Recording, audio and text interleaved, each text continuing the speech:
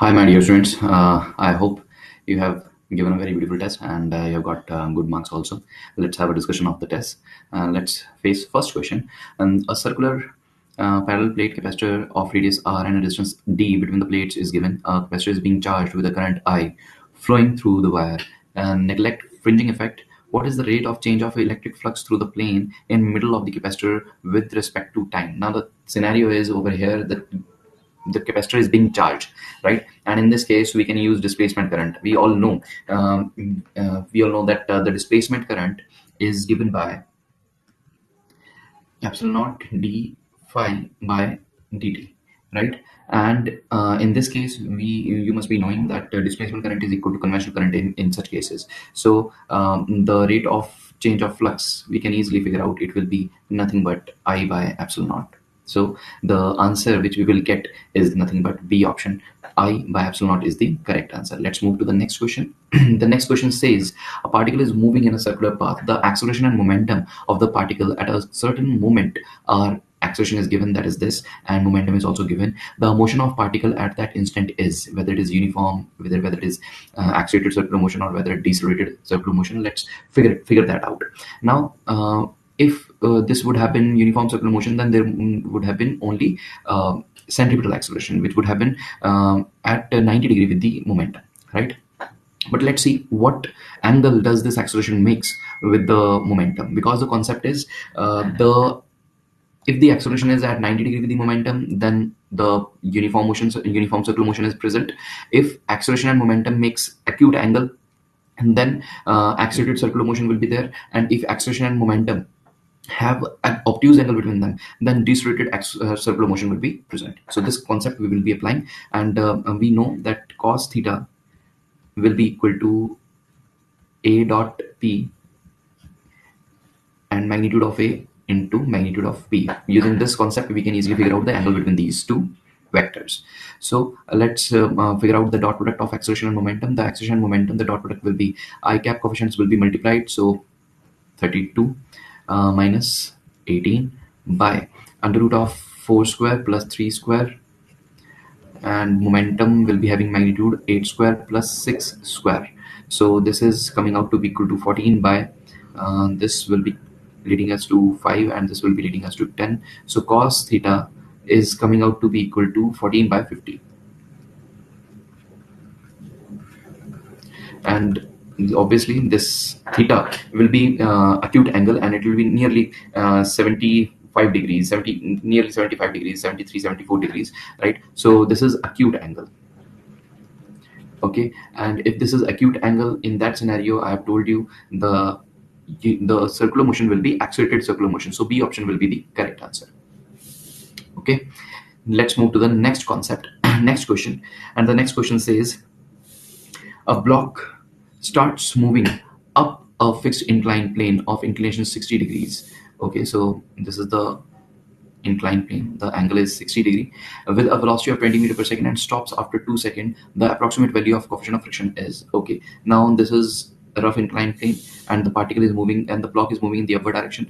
See, the net acceleration, there will be two forces acting on this block, mg sine theta and force of friction, right?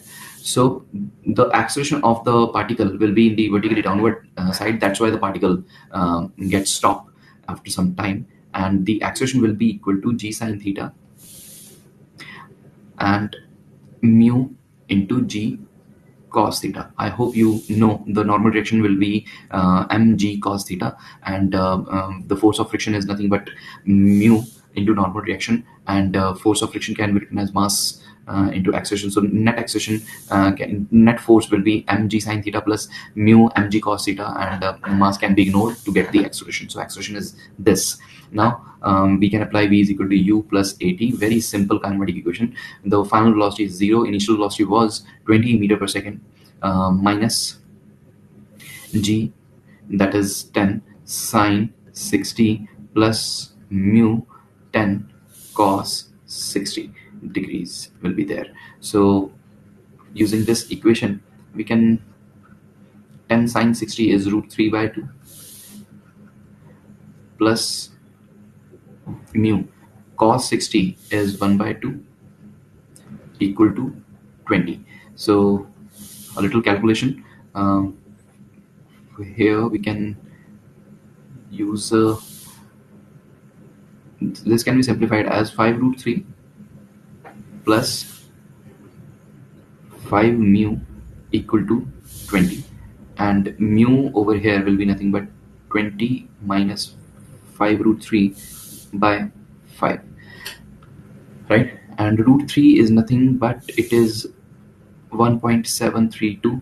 Now by calculating it, the final value you will be getting as 2.7, sorry, 0 0.7, 0.27 rather, 0.27 will be the value, and C option will be your correct answer. Okay, so this is how you will be solving it. So this is the scenario. Let's move to the next question. And the next question is a ball of mass m approaches a wall of mass m, which is quite greater than the mass of the ball. And this ball is approaching, this is the ball, suppose, with a speed of 4 meter per second. The ball is having speed 4 meter per second. Along the normal of the ball, the speed of the ball is 1 meter per second towards the ball. Okay, 1 meter per second is the speed of the ball towards the ball. The speed of the ball after an elastic collision with the ball is, okay, the collision is elastic, so the coefficient of restitution will be nothing but it will be equal to 1. And we know that the coefficient of restitution is nothing but the ratio of velocity of separation by velocity of approach. So v2 minus v1 over u1 minus u2, this is the funda. And so from here you can see that u1 minus u2 will be equal to v2 minus v1. Now we need to figure out the speed of the ball after an elastic collision with the wall. So very easy question. See, the initial velocity of the ball is 4 meter per second, and for the ball it is 1 meter per second, but it is in the opposite direction, so minus minus will become plus, positive, right? And over here v2 is the velocity of the ball, which is minus 1, minus v1. So from here we can find out the speed of the ball by speed of the ball will be coming out to be equal to minus 1 minus 5, that is minus 6 meter per second. So it means after the collision the ball starts moving in the negative x-axis. That's why the answer is coming out as 6 meter per second. So 6 meter per second away from the ball will be the correct answer, right? Let's move to the next question. The height at which the acceleration of due to gravity becomes g by 9. Okay, in terms of radius. Okay, so the acceleration due to gravity, we know that acceleration due to gravity is inversely proportional to r plus h square, right? So g dash by g will be equal to r over r plus h having square. Now g dash is g by 9, and original acceleration due to gravity is g only. R over r plus h, we need to figure out the height at which the acceleration becomes, so we need to figure out h. In terms of r we will be finding it out, right? So g and g will be cancelled out, and this square will be taken to the other side of the equation, and under root of 9 will be taken, and that will be leading us to give a value of 3. So r, this will be the equation, and further a little mathematical manipulation, we are getting h as 2r. So h as 2r is the correct answer. So option A must be the final answer, correct answer. Okay, let's move to the next question. And the next question says that an ideal gas is expanded so that the amount of heat given is equal to the decrease in internal energy. So amount of heat given is equal to decrease in internal energy. So Q must be equal to minus delta U. The gas undergoes a process in which the relationship between temperature and volume is given, and this is an ideal gas, so PV is equal to nRT, but must be there. The adiabatic compressibility of the gas where pressure is P. Okay, adiabatic compressibility is inverse of the bulk modulus, right? So compressibility will be nothing but it will be equal to gamma P. Why? Because we know that in the case of adiabatic process, the bulk modulus is gamma P, and compressibility will be inverse of this, right? So we need to figure out the value of gamma first, because this is not a general process, so it is a little bit different. So we need to figure out what will be the value of gamma in this scenario. See, let's try to figure it out. We know using first law, Q is equal to W plus delta U, right? And over here Q is nothing but minus delta U, so W can be found, it will be nothing but minus 2 delta U. W is nothing but P delta V. Work done is nothing but P delta V minus 2. Delta U is NCV delta P. This is the general relationship, right? Okay, so now we know that over here we know that PV is equal to nRT will also be there because it is an ideal gas. Okay, right? So P delta V is equal to minus N CV delta T. Okay, yes, we know that CV can be written as R over gamma minus 1. This is the general relationship, because gamma is what gamma is nothing but Cp by Cv. So the relationship of Cv with R and gamma is R over gamma minus 1, and we can take this N and delta T in this side. Okay, we will be understanding this why I have taken delta T to the other side. Okay, because we know that T V raised to power 1 by 5 is equal to a constant. This equation of adiabatic process is given, and so I can write it down as T raised to power 5 into V is equal to a constant, right? So V is nothing but it is coming out to be equal to a constant by T raised to power 5. Let's differentiate it. We can find out the value of dV by dt. dV by dt, capital T. So constant will be taken aside. T raised to power minus 5. Derivative of T raised to power minus 5. Power will be coming in the front. Constant. And T raised to power minus 6 will be there. So dV by dt can be written as minus 5 into a constant by T raised to power 6. So this we have got. Let's make this as equation number 1, this as equation number 2. Let's write down these two equations. P by N delta V by delta T is equal to minus 2 R gamma minus 1, and the other equation which we got for dV by dt is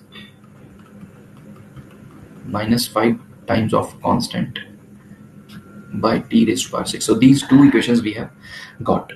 Right, now we can put P as because we know PV is equal to nRT, so P can be replaced as nRT by V, and N is written over here, so I have put the value of P over here as nRT by V, and the value of dV by dt can be written minus 5 times of constant over T raised to power 6 is equal to minus 2 R raised to power gamma minus 1.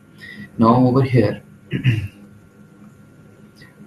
N and N will be cancelled out, R and R will be cancelled out. Okay, right, and V can be replaced as constant over T raised to power 5. The value of V can be written as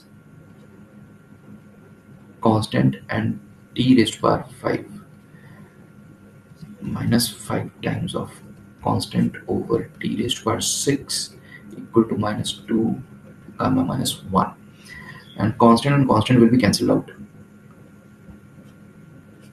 Again, T raised to power 6 is also cancelled out. Negative and negative is also cancelled out, and from here we got gamma minus 1 as 2 by 5. It means gamma is 2 by 5 plus 1, that is 7 by 5. So now we have got gamma as 7 by 5. Now we know compressibility is 1 upon gamma p. So compressibility will be 1 upon gamma 7p by 5. So 5 by 7p must be the answer. 5 by 7p is the correct answer. Okay, let's move to the next question. An ideal gas is held in a container of volume V at pressure P, the average speed of a gas molecule under these conditions is V. If now the volume and pressure are changed to 2V and 2P, okay, right, the average speed of the molecule will be, we know that vrms average speed is actually directly proportional to the temperature, and we know that pv is equal to nRT. So for the first case, pv is equal to nRT equation will be used. Second case, pressure is converted into two times, volume is also converted into two times, so nRT dash suppose will be the new temperature. So from here we can get T dash as 4T. Now V by V dash will be equal to under root of T by T dash. Now T by 4T, the value of T dash we can put, and the value of V dash is coming out to be equal to 2V. So the velocity becomes twice. So C option must be the correct answer. Yes. Let's move to the next question. Two identical simple pendulums A and B are fixed at same point. They are displaced by very small angles. It means the simple harmonic motion is going to happen and released from rest. Find the time after which B reaches its initial position for the first time. B reaches its original position for the first time. Okay, no issue. Now, as they have told us that there are two identical simple pendulums, but the angular displacement or angular amplitude is different for these two. So the time period will be same for both the simple pendulums, as time period depends on 2 pi under root L by G. Right, so length is same, acceleration due to gravity is constant, so time period for both the attempts will be same. Now, as you can see, over here the angle is alpha and over here the angle is beta. Now there will be they are right now at extreme positions. They will be coming in contact at the mean position. What happens then? As the particles are of same mass, the velocities will get exchanged, and if the velocities get exchanged, then the amplitudes will be exchanged. So it means the particle B, after hitting particle A at the mean position, it will be reaching an angle alpha only, right? So extreme to mean, one time the particle has moved. Now it will be moving from mean position to alpha angle, then again from alpha angle to mean position, and then again the velocities will get exchanged, so the particle B will be reaching at its original position. So for this, from going from extreme position to the mean position, the time taken will be time period by 4. For this also, as the time period for both the particles is same, so it will be taking T by 4. It will also be again taking T by 4 from going from alpha angle to again mean position, and from mean position to B position, again T by 4 will be taken. So the complete time period, overall a complete time period is taken. So the complete answer, the answer which you will be getting will be nothing but 2 pi into L by G, because T by 4 plus T by 4 plus T by 4 plus T by 4 is the total time taken to reach to the original position of B particle. So this 2 pi under root L by G is the correct answer, right? So this is the scenario. The figure shows a charge Q placed inside a cavity in an uncharged conductor. Now, if the external electric field is switched on, then only induced charge on the outer surface will be redistributed. Yes, it is A option is the correct answer. This is the conceptual thing. Actually, we know that the outer surface, the external electric field affects the outer surface only, and the internal charge will redistribute the internal the charges on the internal cavity. Okay, so the charges in the internal cavity will be unaffected, and the redistribution of charge will take place on the outer surface only. So that's a very simple question and conceptual question. Let's move to the next question. The graph of log r by r naught versus log a, where r is the radius of the nucleus and a is the mass number. Okay, we know the radius of the nucleus is equal to r naught having power a power 1 by 3, because radius is directly proportional to the cube root of mass number. So from here, r by r naught will be got, a ray having power 1 by 3 will be there.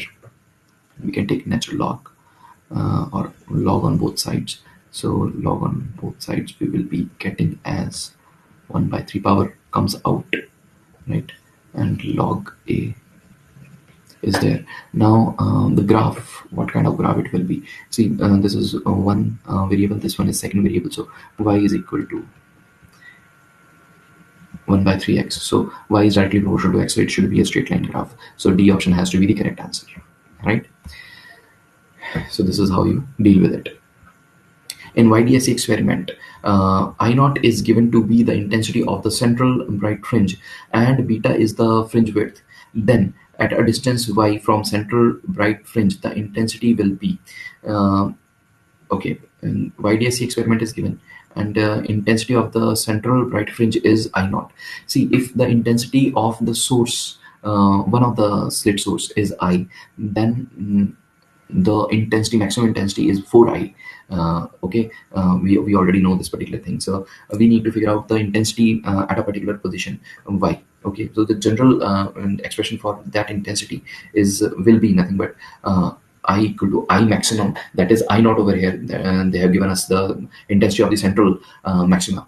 Okay, and it will be equal to cos square phi by 2, where phi is nothing but the phase difference. Now phase difference is nothing but 2 pi by lambda into path difference, right?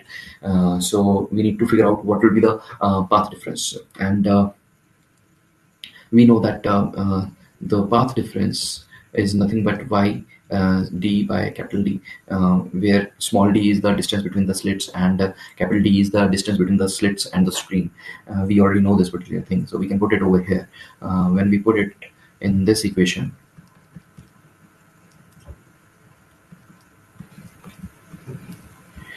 okay, and we already know that fringe width that is given by beta is nothing but lambda capital D by small d. So we can replace this lambda capital D by small d as fringe width.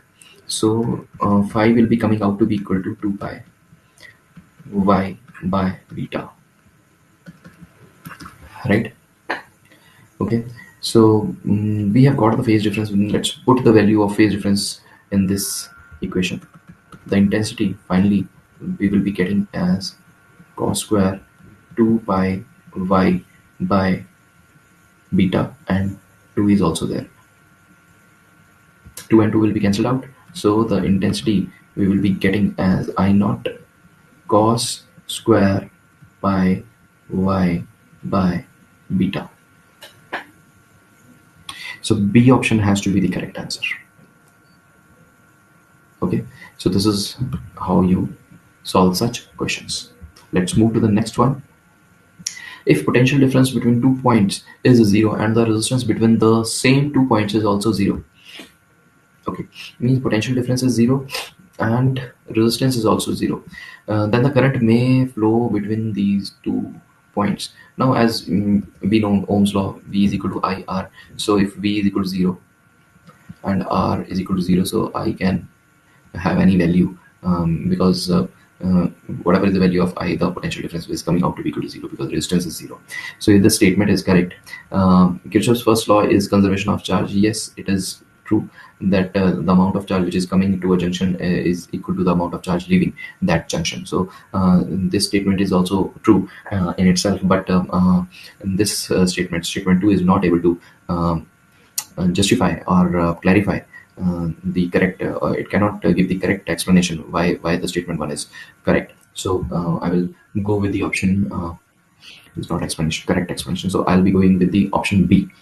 B option has to be the correct answer, so beta is correct. Okay, let's move to the next question. An alpha particle is moving along a circle of radius r with a constant angular velocity omega. Point A lies in the same plane at a distance 2r from center. Okay, point A records magnetic field produced by alpha particle in the minimum time interval between two successive times at which A records zero magnetic field is T. Okay, fine. Now the scenario is, this is a little bit interesting type of question it is.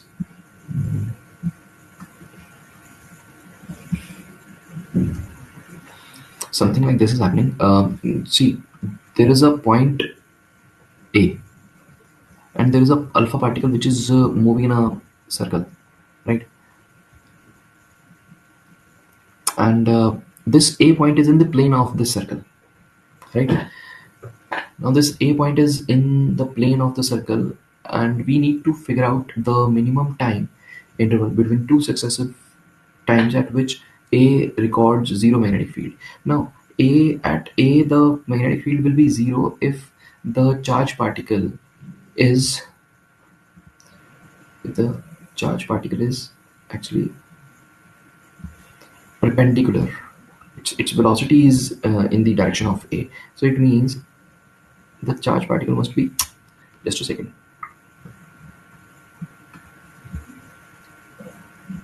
So the charge particle must be having velocity towards a, and it will be perpendicular. It will be definitely perpendicular to this radius.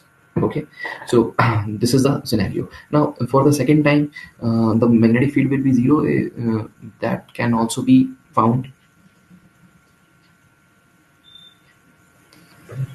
right? When the particle is moving, having velocity in this direction, then the velocity, then the magnetic field at A will be zero. Now, this is the funda,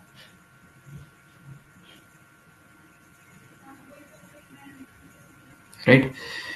So now we need to figure out the time taken to move from here to here. This is the actual question. Okay. Now we know we need to figure out how much distance it has traveled or angular displacement it has covered. The radius is r. This is r. The constant velocity omega. Point A lies in the same plane at a distance 2r from the center. So this is again r. This is r. Okay. So this angle which need to cover is nothing but 60 degrees. So these two angles will be 60 degree, as and you can say the cos theta is coming as 1 by 2. So that's why this angle will be 60 degree. Okay, so the total 120 degrees angle is to be traveled. Okay, now omega is constant. The angle traveled is 2 pi by 3 in time t. So time taken will be, that's it. That's it. Angle traveled by time taken. This is omega.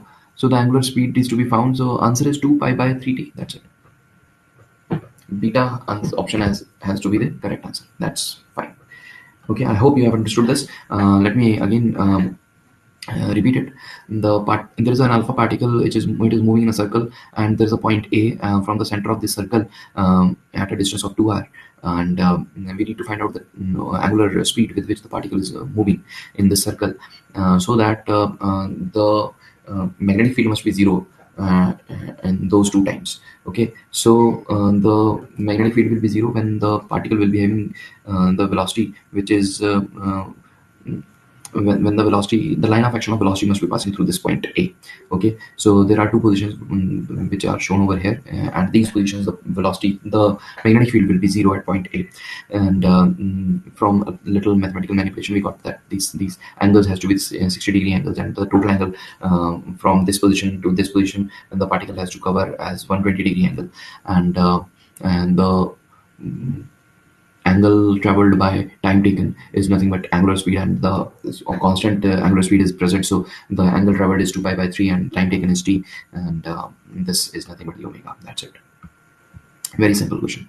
Now Curie temperature is the temperature above which, it's a very simple question. Obviously the ferromagnetic material behaves like a paramagnetic, so A option has to be the correct answer.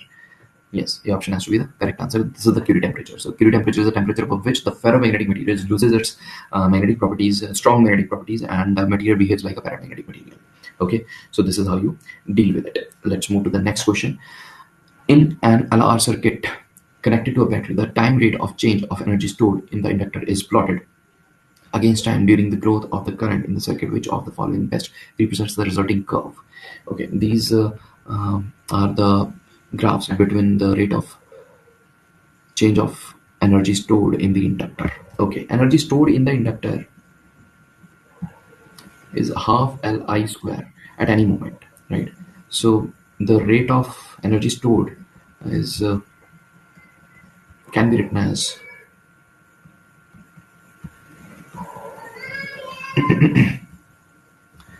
so the rate of energy stored is coming out to be equal to Li di by dt. Now, which of the following best represents the resulting curve? And this is the variation between rate and time. Now, the scenario is at t equal to 0. At t equal to 0, connected to a battery, and the time rate of change of when the LR circuit was connected to the battery. At t equals 0, there was no current. So the current was 0. And if the current was 0, then again the rate will become 0 because current is 0.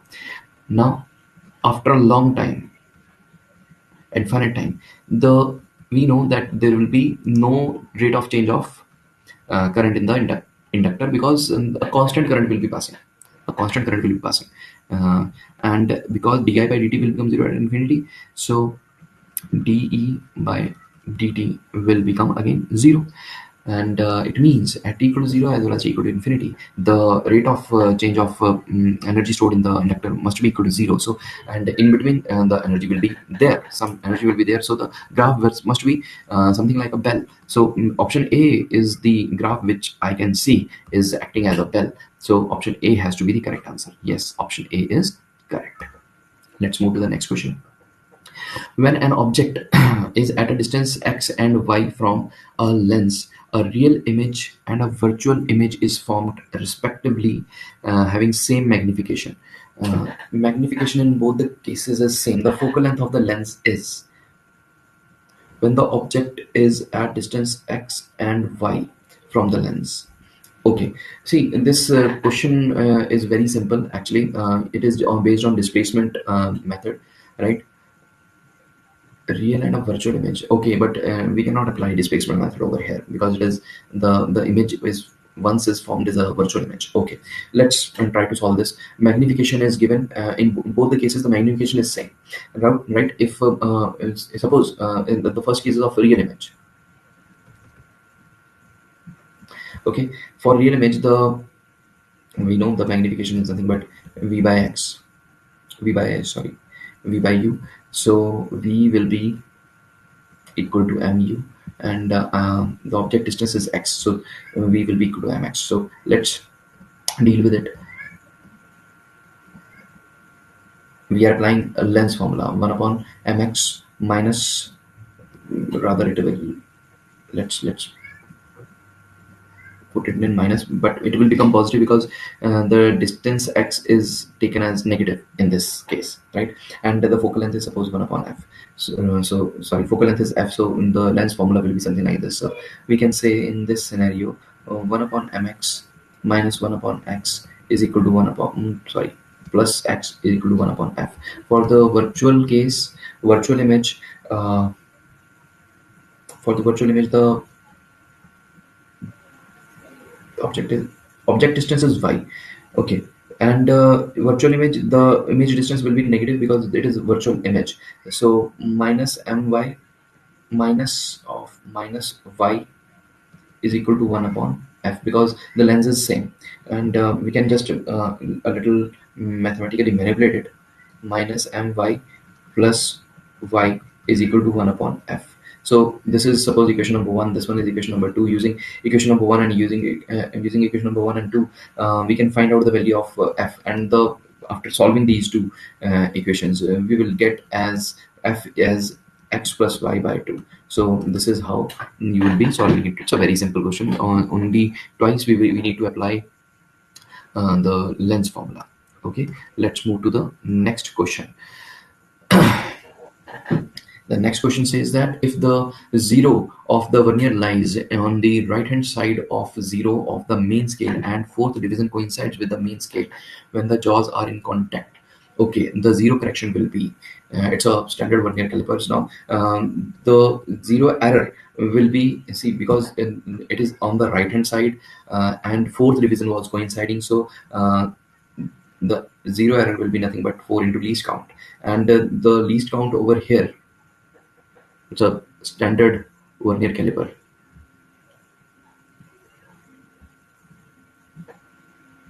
Okay, so we will be taking it as 4 into 0.01 centimeter is the least count or reading for standard vernier caliper. So 0.04 centimeter must be the error, and it will be positive error. So A option is the correct answer, right? Let's move to the next question. A Zener diode is to be used as voltage regulator. Identify the correct setup. See, in the case of voltage regulator, the Zener diode is reverse bias first, and it has to be applied parallel to the load. And as I can see over here, option A is the one which is satisfying these two conditions. In this, the Zener diode is reverse biased because the n side of the diode is connected to positive side of the circuit, and it is in the parallel to the load resistance. So that's why A option has to be the correct answer. Yes, A option is the correct answer. Let's move to the next question. Again, it's a very easy question. From a circular disc of radius r and mass 9m, so the complete mass is 9m. A small disc of radius r by 3 is removed from the disc. The moment of inertia of the remaining disc about an axis perpendicular to the plane of the disc and passing through O. I hope this is point O. Now we need to figure out the moment of inertia. So very easy. The same question was asked in similar question was asked uh, in Jan shift first, I think, which happened on 22nd of Jan. The same question, a similar question was asked. Okay, so how to find out the moment of inertia of the remaining part? What we will do? The moment of inertia of the remaining part will be given by the moment of inertia of the complete disk original minus moment of inertia of this small disk, right, at point O. Okay, so the moment of inertia of the whole solid disk will be equal to what? As moment of inertia is for the disk is nothing but mass of the disk, radius of the disk square by 2. But mass over here is 9m and radius is r. 9m r square by 2 is the moment of inertia of this whole disk minus uh, moment of inertia of this small disk. First of all, we will be finding out the moment of inertia of this small disk at its own axis, means at this point. It will be given by, and then we'll be applying parallel axis theorem to find out the moment of inertia of this small portion of the disk at point O. Okay, so I dash will be found as mass of the disk. Mass of the disk will be how much? As we know, the r square or pi r square portion area of the disk has mass 9m, right? And r by 3 means r square by 9. Pi r square by 9 area will be having 9m by 9 means m mass. Okay, so the portion which is cut out has mass m. So the moment of inertia of this will be equal to m r by 3 square by 2. This is the moment of inertia of this small portion about its own axis, but we need to find out the moment of inertia of this small portion at point O. So parallel axis theorem will be applied plus ICM plus MR square. M is mass M of this small portion. M R square means 2R by 3 square. So this is the scenario. I can put I dash as this. What we will be getting mr square by 9 to 18 plus 4 mr square by 9. So this will be the scenario. Now let's figure out what will be the correct answer. Take the LCM. 81 mr square minus mr square plus 8 mr square. 88 mr square by 18. So 44 mr square by 9.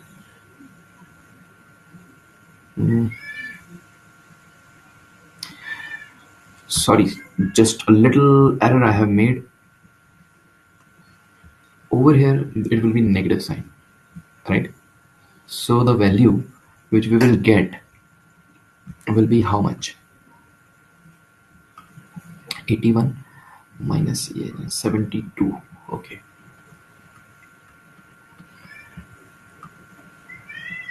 So 4 mr square will be the correct answer.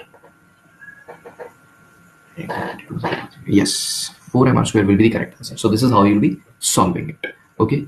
So the important thing over here is you need to figure out the moment of inertia of this small portion which is cut out, right, at point O, and then you will subtract this moment of inertia of the small portion at point O from the whole moment of inertia of the whole disk, complete disk. Okay, so first option has to be the correct answer. In the figure show, in the figure shows there are two semicircles of radii R1 and R2 in which a current I is flowing. The magnetic induction at the center O will be. Okay, you need to figure out the magnetic induction at the center O. Now, first of all, these are circular semicircles, and these portions will be having zero magnetic field, right? This portion and this portion will because these portions, the line of action of these portions are passing from point O. So one portion and second portion, those are semicircles, will be creating some magnetic field.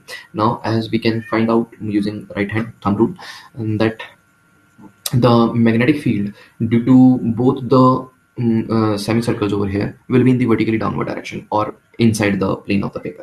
Okay, so both will be having same direction. So, and we will be adding B net, we can find out by adding both the magnetic fields. That's it. So B net will be equal to magnetic field due to semicircle is general expression for magnetic field due to some arc is mu naught upon 4 pi I by r into theta, right? But over here theta will be nothing but pi. So I by r1 into pi plus mu naught by 4 pi I by r2 into pi. Pi and pi will be cancelled out. Mu naught upon 4 I 1 upon r1 plus 1 upon r2. We can now mathematical manipulation will be there. R1 R2 R1 plus R2. So C option is the correct answer, right? So this is how you'll be getting the correct answer. Let's move to the next question. This is the first integer type question. Now this integer type question states two conducting concentric spherical shells are present. Okay, in the electric potential, if the electric potential at the center is 2000 volt and the electric potential of the outer shell is 1500 volt, then the potential of the inner shell in volts will be. See, the outer shell is having potential 1500 volt and the electric potential at the center is 2000 volts. Then definitely the shell which is inside, right, will be having a potential of a value which is at the center. So 2000 volt has to be the correct answer. That's it. Very easy question it is. Very easy. Potential to the center is same as the potential on the inner surface. Okay. Next question. Liquid flows out drop by drop from a vessel through a vertical tube with an internal diameter of 2 mm. Then the total number of drops that fall out during 10 grams of liquid flow out. 10 grams of liquid flow out. Assume that the diameter of the neck of the drop at the moment it breaks away is equal to the internal diameter of tube and surface tension is given. Now, as we know that when the mass drops, then weight of the drop will be balanced by the force applied due to the surface tension, and force applied due to the surface tension will be nothing but 2 pi r by 2 pi r t, right? Because we know the surface tension is force upon length, so length will be nothing but 2 pi r. So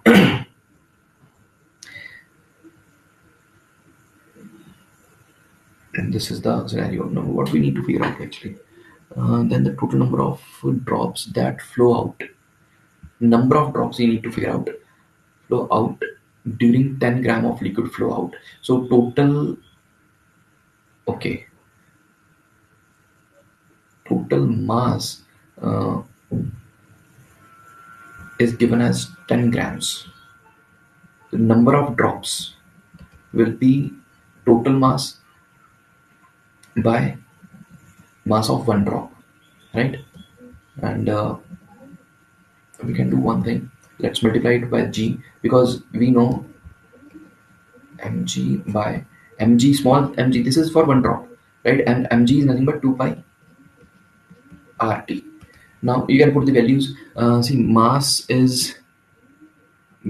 was given 10 grams. Mass is 10 grams. This is 10 grams, but okay, you need to convert it into 10 to the power minus 3 kgs, right? G has value 9.8. The value of G you have to use as 9.8. The surface tension is given, that is 0.02, right?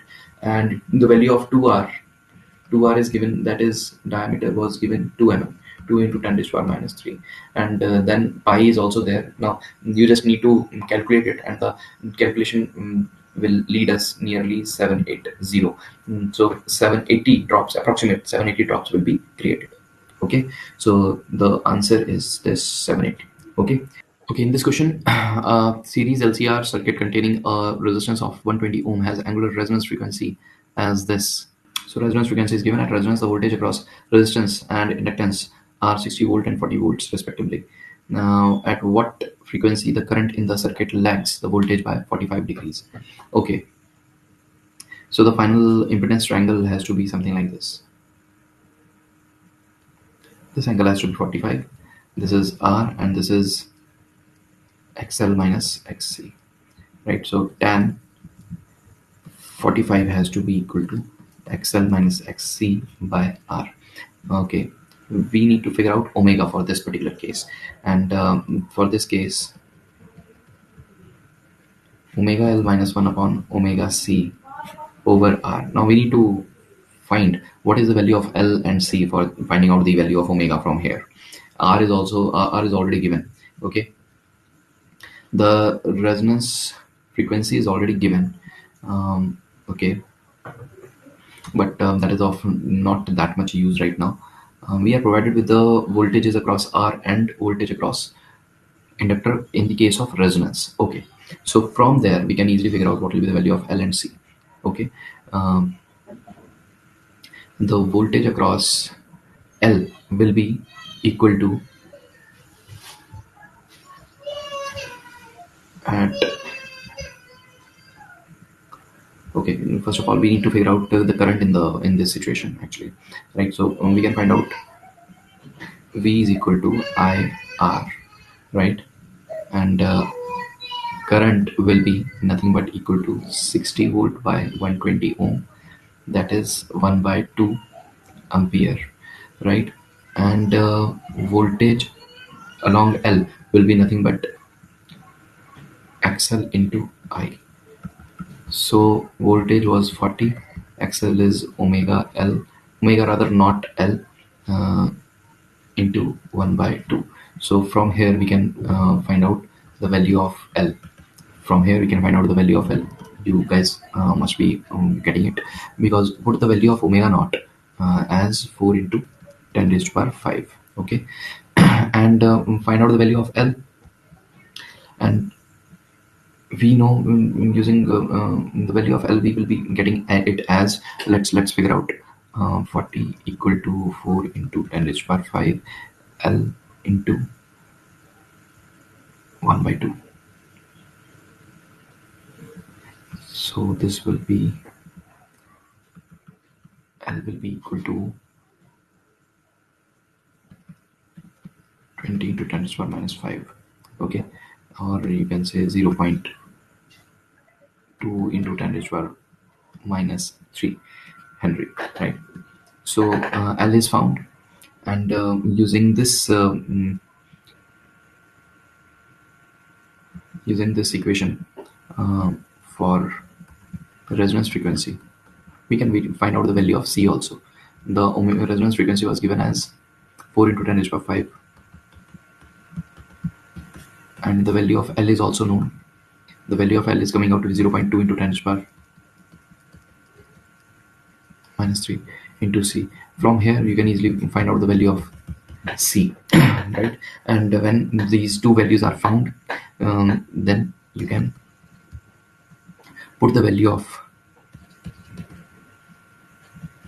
L and C in this equation. And the value of R will be equal to 120. L is we have known. C you will be finding it out, and put all these values over here, and do a little mathematical manipulation. you can find out the value of omega. Okay, so this calculation part is the one with which you will be dealing, right? And the omega which you will get ultimately will be nothing but 8 into 10 to the power 5. Okay, the energy stored in a 90 centimeter length of laser beam operating at 10 milliwatt is x into 10 to the power minus 11 joules. Find the value of x. Okay, so okay, 10 milliwatt is this much, the value of x. So we can say that in a distance of 3 into 10 to the power 8 meters, the value or the energy which is present is 10 millijoules, right? As we can see over here, uh, 10 milliwatt is the power of the laser is given, right? So we can say that in 1 meter, how much energy will be present? This much energy. And in 90 centimeter,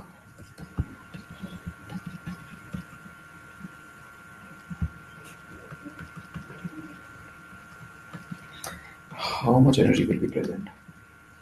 Minus 2,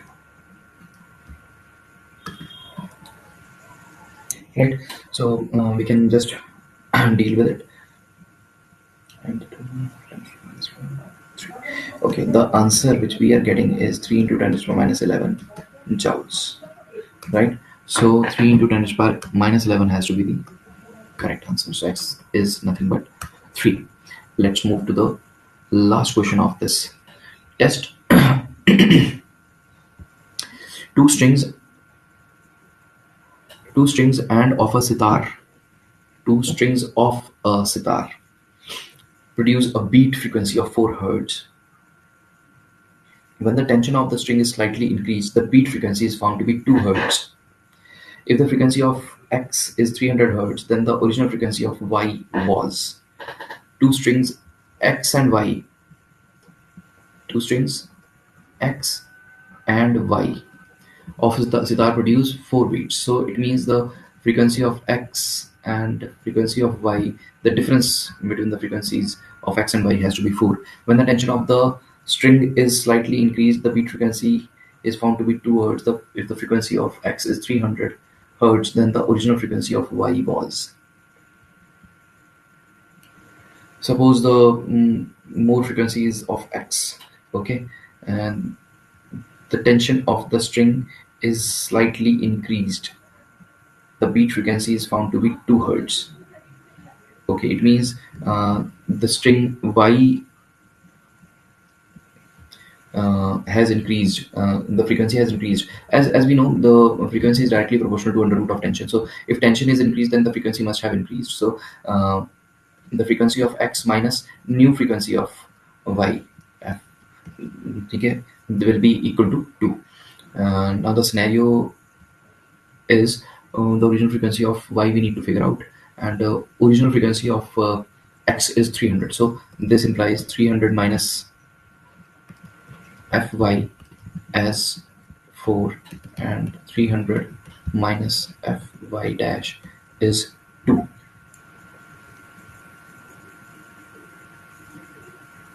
Right, the original frequency of y will be, it is very easy question. 296 has to be the answer. 296 hertz has to be the answer, because it is found using first equation only. There is no need of second information. There is no need of second information. That's it. It's a very easy question, right? Yeah, 296 is the correct answer. So there are two strings x and y of a sitar produce beat frequency of 4 hertz. When the tension of the string y is slightly increased, the beat frequency is found to be 2 hertz. If the frequency of x is 300 hertz, then the original frequency of y will be what? That's it. So originally the frequency difference was 4 hertz, and the frequency of x is 300 hertz. So we can easily figure out that the frequency of y, original frequency of y string, was 296 hertz. That's it from my side today. So all the questions we have done. Thanks a lot. I hope you have enjoyed the session. Thanks a lot. Thank you. Hello everyone. So I think your exams, yani it means full length tests are going well, hopefully. So today Here we are to discuss the FST-12. So without wasting our time, we will gonna discuss from question number 1 to question number 25. So right now, here is question number 1 on the screen.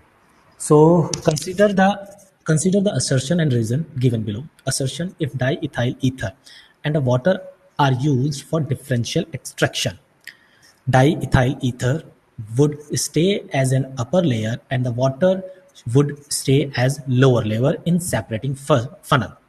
And the reason is given: the density of diethyl ether is less than water. Yes, definitely both assertion and reason are true, and the reason is the correct explanation. For this, first we understand what is the differential extraction. If I write the definition of differential extraction, if I write the definition of differential extraction, what is it? Basically is a method of, it is a technique to separate out a solid which is soluble in both two different solvent and those solvent are immiscible. If I write the definition, basically this technique is normally used, this technique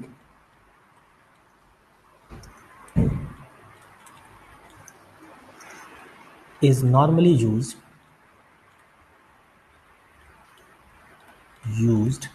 to separate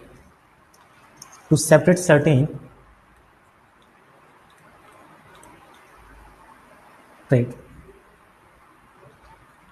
certain organic solid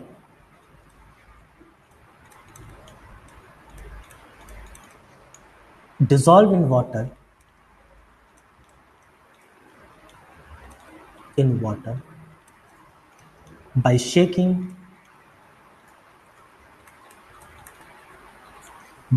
with suitable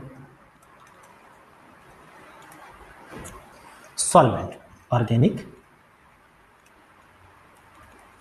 solvent. The process is called differential extraction with the help of separating funnel. So the solvent which are generally we can use the ether, benzene, and acetone. Generally, these solvents are used to separate out the solid which are dissolved in an organic solvent. These solvents are used because the density of these solvent is lesser than the water. Hence, both assertion and reason are correct, and reason is a correct explanation of A. So here answer should be B. Let's cross check the answer. Yes, definitely B is the right answer. Now we will move for the next question. Next question number is 2. Here question is: consider that D6 metal in M2 plus ion form a complex with aqua ligand. It means water is a ligand. And the spin only magnetic momentum of the complex is 4.9. It means mu is equal to 4.90 BM. What it means? It indicates that the complex, the element, that metal ion have number of unpaired electron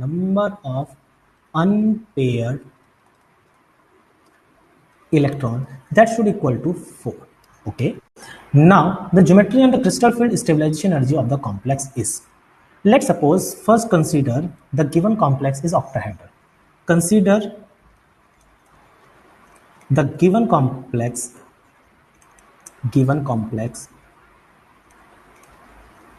is octahedral.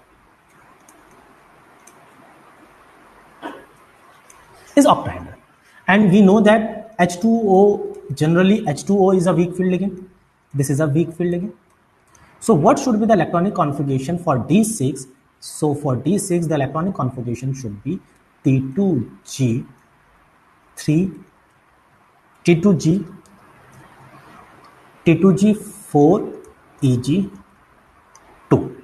Like this, there are 5 orbitals, 1, 2, 3, 4, 5, and 6. It forms high spin complex. So what is the value of CFSE?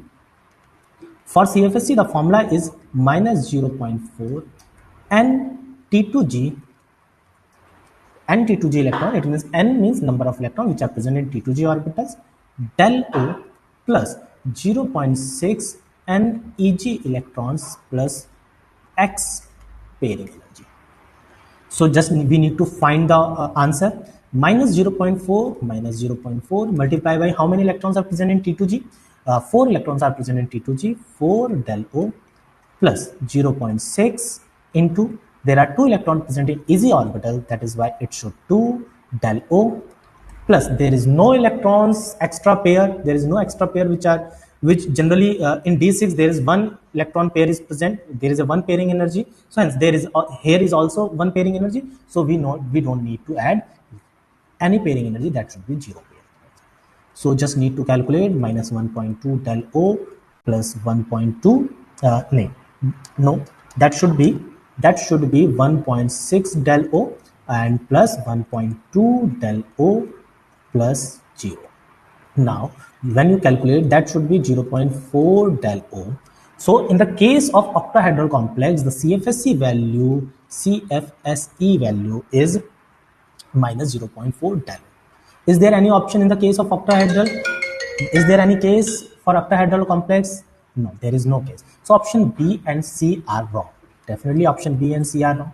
Let's suppose now consider the given complex is tetrahedral. I'm going to add one more page. Let's suppose now consider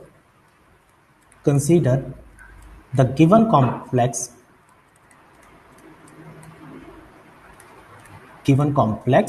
is tetrahedral. So for tetrahedral, the electronic configuration should be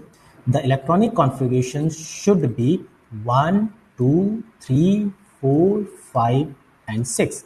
The electronic configuration should be E3 and T2 and T2 3.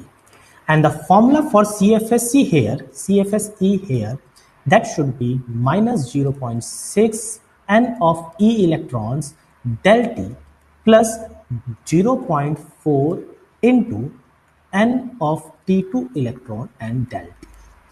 In the case of tetrahedral, there is no high spin and low spin concept. Here all the complex are high spin.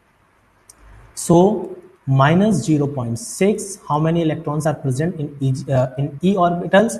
That is 3 del T plus 0.4 into how many electrons? 3 del T. Now we're going to solve this. Minus 1.8 del T plus 1.2 del T. That should equal to minus 0.6 del T. The CFSE value in the case of tetrahedral complex is equal to 0.6 del T. So now check which option should be the right. The option should be the tetrahedral and answer is minus 0.6. Option number D should be the right answer. Now let's cross check the answer. Yes, answer D is the right answer. So come to the next question. This is the question number 2. Now we will discuss the question number 3. So question number 3, which of the following statement is correct order for the mentioned properties? Yes, if we discuss the statement 1. Statement 1, that is the SiH4. Yes, this is tetrahedral. Bond angle is 109.4. Yes, SiF4. Yes, definitely. This is also tetrahedral, bond angle 109.4. If I'm talking about the SiCl4, this is again tetrahedral and the bond angle is 109.4. It means the bond angle is same. Yes, definitely 1 is a correct statement. Now we will gonna discuss the second statement. Second statement, the structure of the vinyl chloride. What is a vinyl chloride? Vinyl chloride is basically this.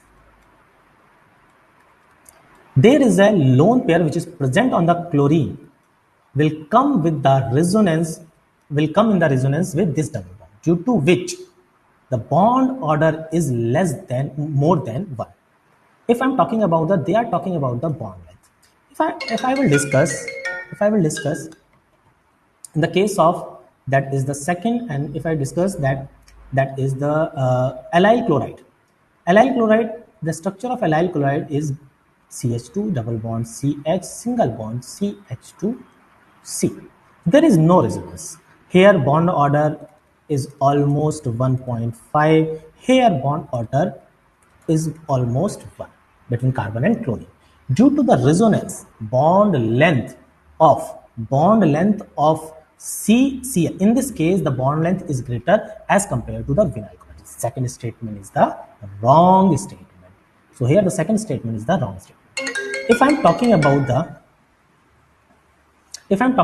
the statement number 2, statement number 3, in the case of it is as O2 2 minus, and that is the O2 minus, and that is the O3. If I'm talking about bond order, the bond order here is 1, that is 1.5, and that is 1.5. If bond order is not same, how can we say the here bond order is not the same? So this is also the wrong statement. Hence, only statement 1 is the right. Option C is the right statement. Is it clear? So we're gonna cross check the answer. That is C. Yes, definitely C option is the right option. Okay, I think it is clear to everyone.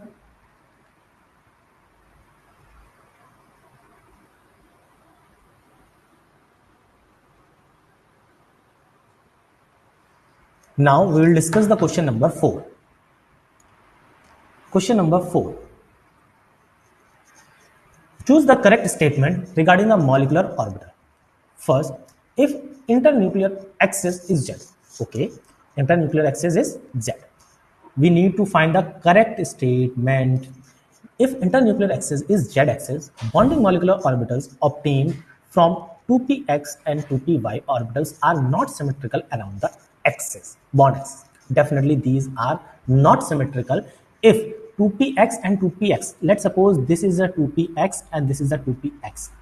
It having a positive, it having a positive, it having a negative, and it having a negative. When the Z-axis is the internuclear axis, they will come like this. They will come like this. They will come like this from top to bottom, like this, according to Z-axis. It means they do the sidewise overlapping. During the sidewise overlapping, they form the pi orbital. And in this case, pi orbitals, they having the electron density above the plane and below the plane, where it having a positive wave function, and in this case it having a negative wave function, due to which they do not have the symmetrical wave function on above the plane and below the plane. That is why these are not symmetrical orbitals around the axis. So definitely statement 1 is the right statement. If I'm talking about the second statement, the combining atomic orbital must have the same symmetry about the molecular axis. Definitely, if they have the same symmetry, that is why they will combine. They will combine. Second statement is also right. The sigma bonding molecular orbitals are symmetrical around the bond axis, whereas the pi bonding orbitals are unsymmetrical. Definitely, this is a pi bond. When we're talking about the pi sigma bond, when we talk about the sigma bond, let's suppose they will combine and they will form plus plus minus minus. They will combine and they will give like structure, like this structure. It means they having a negative, negative, and here is a positive. It is a Girard molecule, and it is a Girard means it having a symmetry around the axis. So sigma bonding molecular orbitals are symmetrical around the bond axis, whereas the pi bonding orbitals are unsymmetrical, definitely, as you can see. So third statement is also right.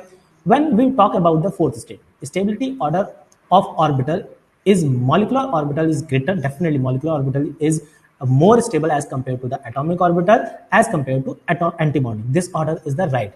We can study this stability order in MOT, molecular orbital theory. So all the four statements are right. We're gonna check this. We're gonna cross check this for this. Yes, definitely the option is the right option. We will solve the next question. Which of the reaction proceed anisole as the major product? We will discuss out of these which one will proceed the anisole. First of all, what is the formula of anisole? Formula of anisole is this. is this. If we will see, let's suppose in most of the cases, phenol is react with first phenol react with NaOH. It form the phenoxide ion. It form the phenoxide ion. That is the O minus Na plus. So this ion is a good nucleophile. So for this nucleophilic substitution reaction means second reagent that second reagent must be that reagent in which nucleophilic substitution reaction will take place easily. If we see in the second option CH3Br,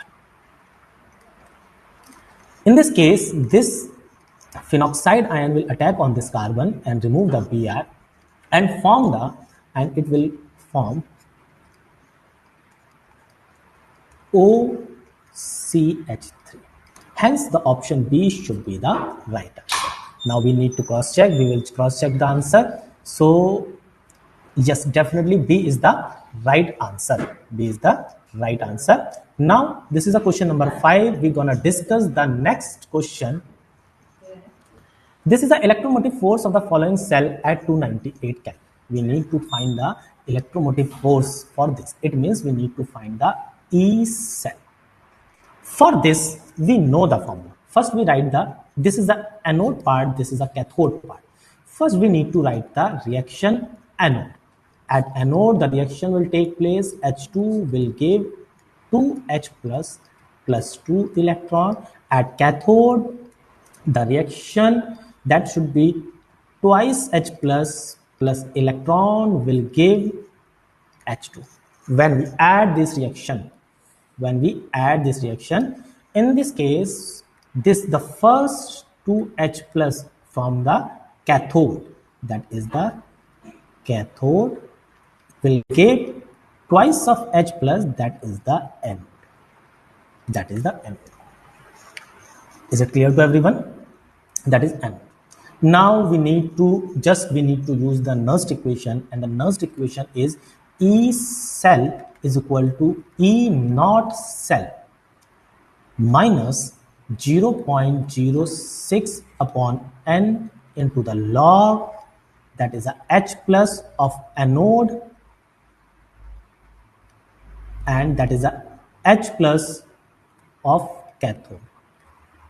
And it must be the square. That square will come, and here we can write that must be N should be 2 here, because 2 electrons overall are used for in the given cell. So E naught cell, as we know, standard hydrogen electrode, the standard EMF of standard hydrogen electrode is 0. So E right minus E left, both are the standard hydrogen electrode, that should be 0 minus 0.06 upon 2, and this power will come in front of log, that is 2, and the log, what is the concentration at anode? The concentration of anode is 0.001, and divided by, that is a 0.2. This 2 will cut, that is a minus 0.06 multiplied by, that must be log 1 upon 200. You need to solve this 1 upon 200. I'm going to add another page, that should be so E cell is equal to minus 0.06 and log 1 upon 200. Now we can write 0.06 log 200. We can write this 0.06 and log 2 plus log 100. So value of log 2 0.06, and the value of log 2 is 0.3, and the value of 100, that is the 2. So now we're going to add 0.06 into 2.3. When we multiply it, 6 3 ja 18, 6 2 ja 12, and 138, that is a 0.3 volt. Now we're going to cross check the answer. Now there is a 0. That answer should be C, because we can write this 138 millivolt. Now you got it, I think. So we're going to cross check the answer. Yes, definitely C is the right answer. Now come to the question number 7. Correct statement among the following are: At isoelectric point, amino acid having least solubility. Yes, definitely it is a right statement. Amino acid having a least solubility. Okay, least solubility, because at isoelectric point the net positive and net negative charge are equal. That is why it having a least solubility. Okay, that statement one is right. All natural amino acids are optically active. No, glycine is not the optically active, so we can't say all natural amino acids are optically active. Yes, B statement is the wrong statement. Globular proteins have coiled spherical like structure and are water soluble. It is a yes, definitely this is also the right statement. This is the NCRT line. So C statement is the right statement. Fibrous protein have sheet like run in parallel. Definitely they having a straight fiber like structure which is connected through the hydrogen bond and sulfide linkage. Fibrous protein have sheet like structure and are water soluble. Yes, these are water insoluble. Actually these are water insoluble. So this statement is a wrong statement. So answer should be A and C. So option number D is right. We're gonna cross check the answer. Yes, yes, definitely A and C are the correct statement. Now this is a question number 7. We're gonna discuss the question number 8. The enthalpy change for the conversion of half Cl2 to Cl minus aqueous. This is a gas, this is a aqueous. We need to find the enthalpy change for this reaction in kilojoule per. Now, the given data is there is an enthalpy dissociation of Cl. That means if we convert into the Cl gas, they provide the data. So now the data is provided for 1 mole, but we have only half moles, so that should be half of del H dissociation H of Cl2. Now, if we convert this into the Cl gas, that means that is a chlorine accepting 1 electron. It means that is an electron gain enthalpy. So that should be delta EGH and Cl minus gas. Now it convert into the aqueous. If we dissolve it in water, so it is a hydration enthalpy, that is the HYD H naught H of Cl minus. Now for delta H, that should equal to half of dissociation HCl2 plus del Eg HCl minus plus del hydration HCl minus del H minus. So just need to put the value to 1 by 2 and 240 plus del Eg, that should be minus 350 plus that should be minus 380. Now this should be 120 minus 350, 350, 700 minus 730. Now just minus this thing, and that should be 610 kilojoule per mole. It means answer should be A. Now option number A should be the correct answer. Now cross check. We're going to cross check the answer. Yes, definitely A is the right answer. Now come to the next part. So this is the atomic number given, and you need to find the answer. That should be match the following. Match the following.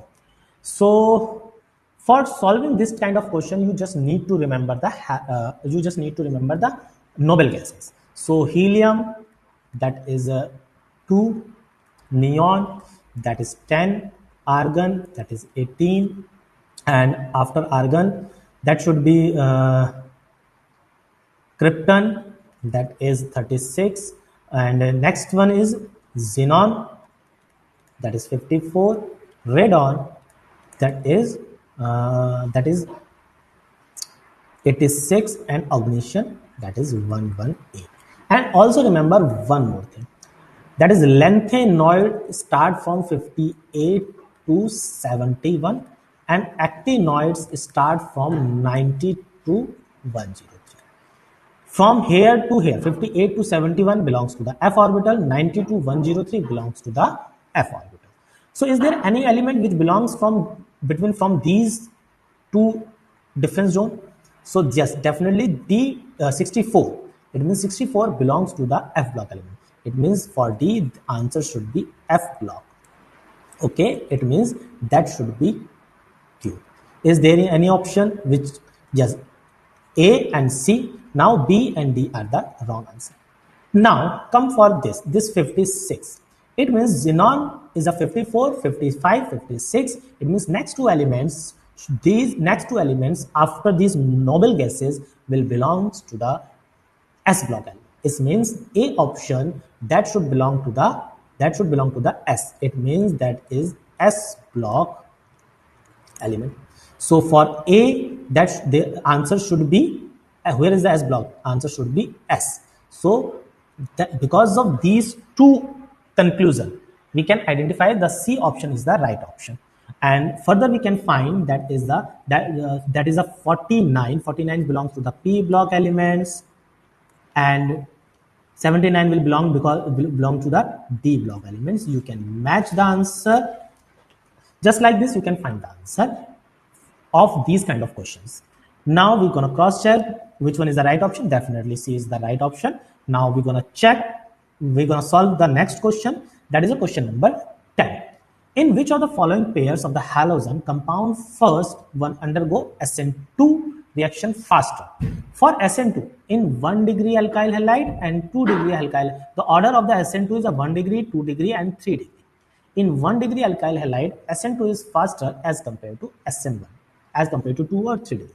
Out of these two, this is a 3 degree halide, this is a 1 degree halide.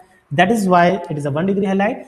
In this case, in the second option, in the second compound, SN2 will be the faster. So this is not the right answer. If we discuss in the second one, in this case, definitely iodine is a better leaving group and it is a 1 degree, where it is a 2 degree, and chlorine is not better as the iodine. So this is also not the right option. If we discuss the for C option, in this case, if we talk about the C, this is the 3 degree, this is a 2 degree. Definitely in this case, in the first compound, SN2 will be the faster as compared to the SN1, as compared to the second compound. So option C should be the right. Now first we check the option D. In this case, it Br and Br.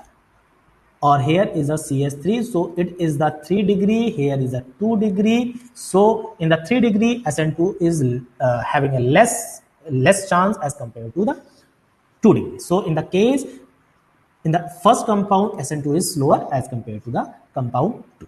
So definitely which one is the right option? The C answer is the right answer. Is it clear to everyone?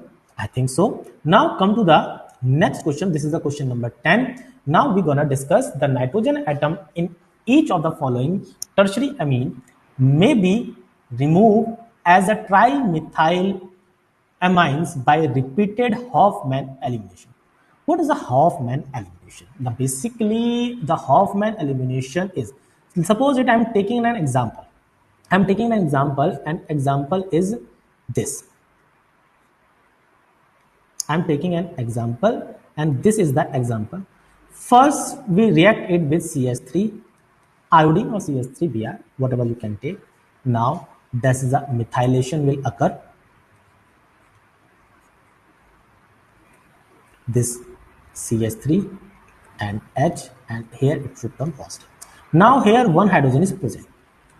When we add moist Ag2O, it works as a moist Ag2O will provide OH minus, will act as a base. In this case, it will act as a base or nucleophile. So here it will act as a base. It will abstract the H plus ion. This H plus ion will, this bond will break like this, and this bond will break like this. So now the compound is formed CH3, and this will form.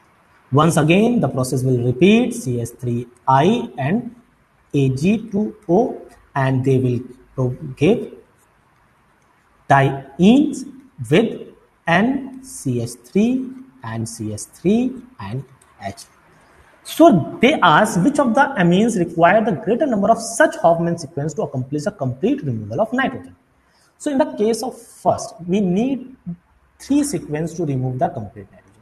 In this case, we need 2. In this case, we need only 1. 1, and in the next case we need 2. So in option first, we need three Hoffman elimination sequence to remove this complete nitrogen from the compound. So yes, option A should be the right option. Now cross check. Yes, definitely A is the right answer.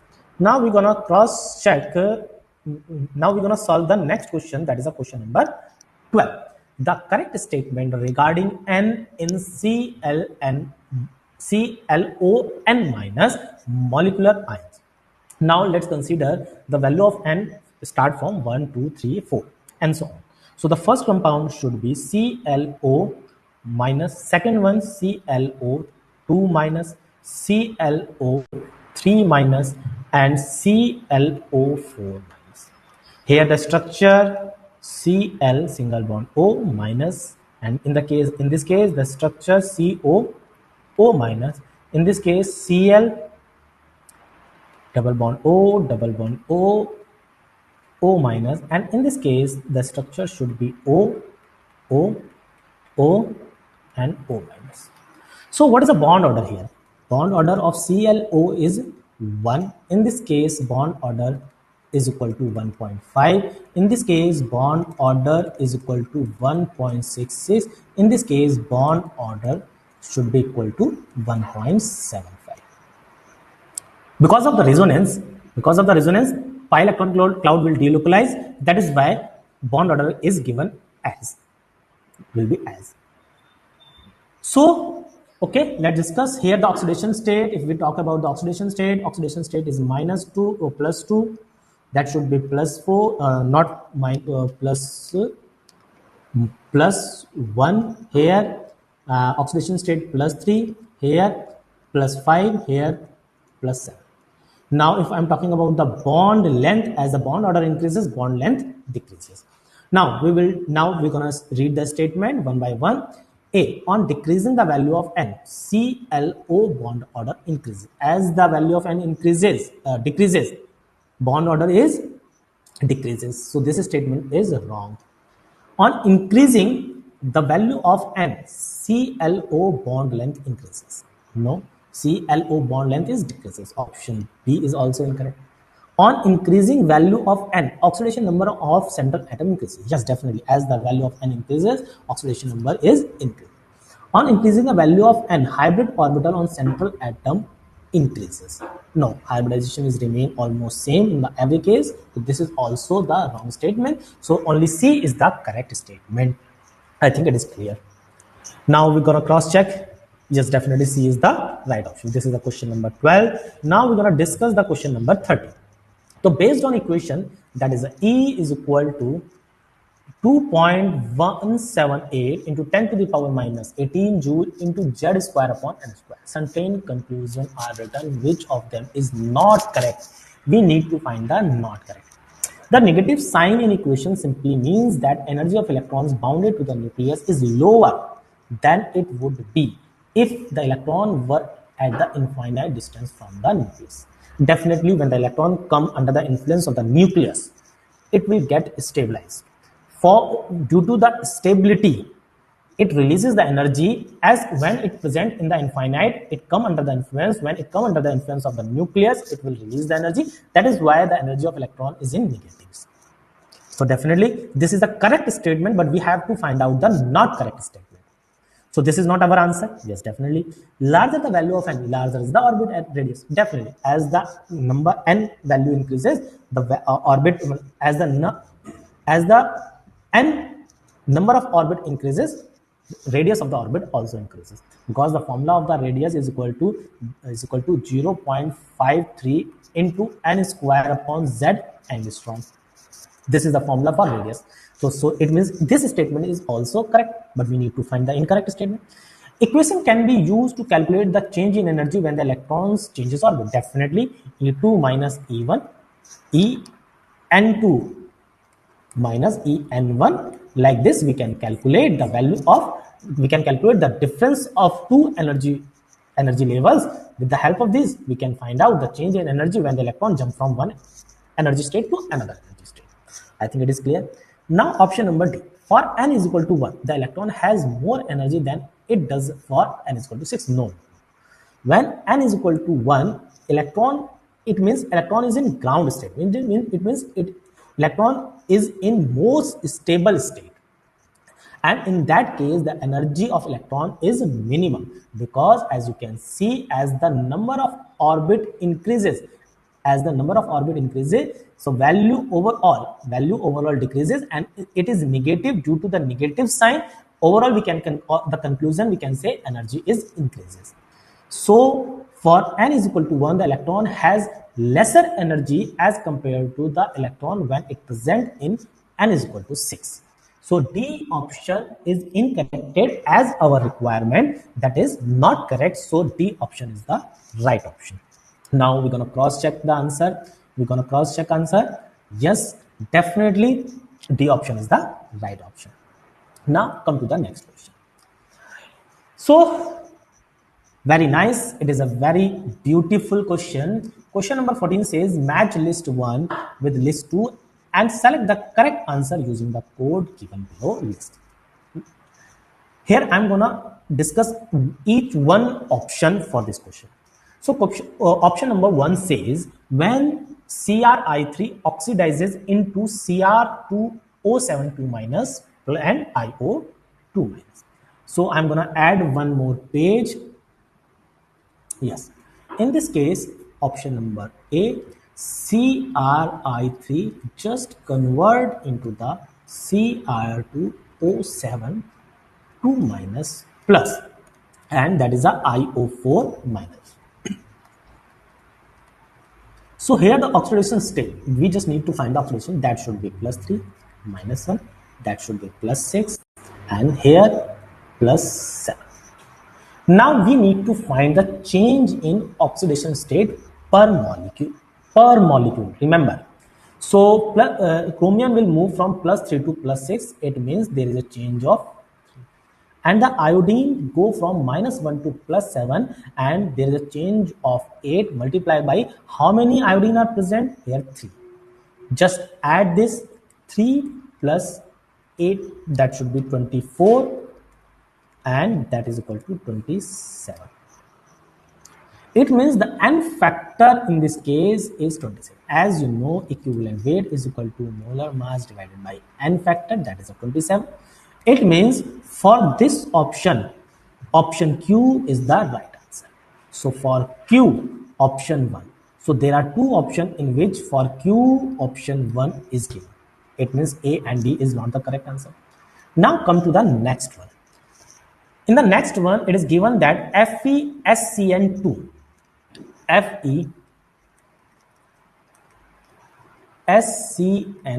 whole twice will convert into the, that is the Fe3 plus SO4 2 minus Fe3 plus SO4 2 minus plus CO3 2 minus CO3 2 minus, and that should be NO3. First, we need to find the oxidation state. SCN having total, thiocyanide having total 1 negative charge on it, so that it having a plus 2 oxidation state. Carbon, in this case, carbon having 0 oxidation state, nitrogen having -3, and sulfur having carbon having +4 oxidation state, so nitrogen having -3, and the sulfur having -2. Overall, the sum of the oxidation state is equal to -1. You just need to remember, in the case of thiocyanide, carbon having a +4 oxidation state. Now, here in the product side, the oxidation state is +3. In this case, it is +6. It is +4, and it is, that should be +5. Now, iron +2 to +1, okay, 1 plus. Sulfur -2 to +6. It means there is change of 8, and the 2 sulfur is present. 8 into 2 plus. Now come to the next one. Carbon. Carbon is also moving from +4 to +4. It means there is no change in oxidation state. That is why 0. In the case of nitrogen, nitrogen moved from -3 to +5. It means there is a change of 8 multiplied by 2. So you just need to add 1 plus 8 to just 16 plus 16. That must be equal to 1, that's 16, 16, 32 and 33. So for B, what is the n factor? For B, the n factor is 33. So what should be the right answer for second? That should be 33. That means P. That means P. For P, the option 2, yani it means both option can be correct. Now you just need to find another. In the next case, that is NH4SCN. C. NH4SCN will undergo SO4 2 minus SO4 2 minus plus CO3 2 minus and NO3 minus and NO3 minus. In this case, what should be the oxidation state? Oxidation state of sulfur here minus 2, 0 and minus 3. Sorry, not 0, that should be plus 4, and for this that is a minus 3. And in NH4 plus, the oxidation state is also minus 3. Now, in the product side, plus 6, plus 4, plus 5. Now, nitrogen is just convert from minus 3 to plus 5. That means 8. Only there is a one nitrogen plus. Sulfur convert from minus 2 to plus 6. That should be 8. Carbon plus 4 to plus 4, 0. Nitrogen minus 3 to plus 5. That should be 8. When you add, the sum should be 24. It means n factor is 24. So which option should be? For third, the right answer, that is a S. It means for S, the answer should be third. It means C option is the right option. Now, wait, I will discuss fourth option also. So the fourth option says AS2S3. AS2S3, that is a D. AS2S3. Just convert into the ASO3 minus ASO3 minus plus SO4 2 minus. Now, oxidation, we need to find the oxidation state. So oxidation state here is plus 3 and minus 2. Here plus 5 and plus 6. So plus 3 to plus 5, there is a change of 2 and 2 arsenic atom are present. Plus minus 2 to plus 6, it means 8 into 3. When you add 4 plus 8, 3 is 24. That is equal to 28. It means n factor is equal to 28. So you can see for fourth, there is a R option, which is a right option. So according to this, C option is the correct option. So we're going to cross check the answers. Yes, definitely C is the right answer. Now this is the question number 14. Now come to the next question. That is a mixture of ethyl iodide and L-propyl iodide is subjected to Wurtz reaction. The hydrocarbon which will not be formed is. So what is the ethyl iodide? That is the CS3. That is a CS3, CH2, I plus N-propyl iodide. N-propyl iodide is CH3, CH, CH2, CH2, I. So when you do the Wurtz reaction in the presence of Na, ether, so there are three possible products. First one is CH3, CH2, CH2, CH2 or CH3. Another one is CH3, CH2, CH2 and CH3. Another one is CH3, CH2, CH2, CH2, CH2 or C and CH3. So there are three possible products. Out of these, propane is not the possible product from this in this reaction. So right option is the B option. Now we're going to cross check the answer. Definitely B is the right option. Come to the question number, that is the 16.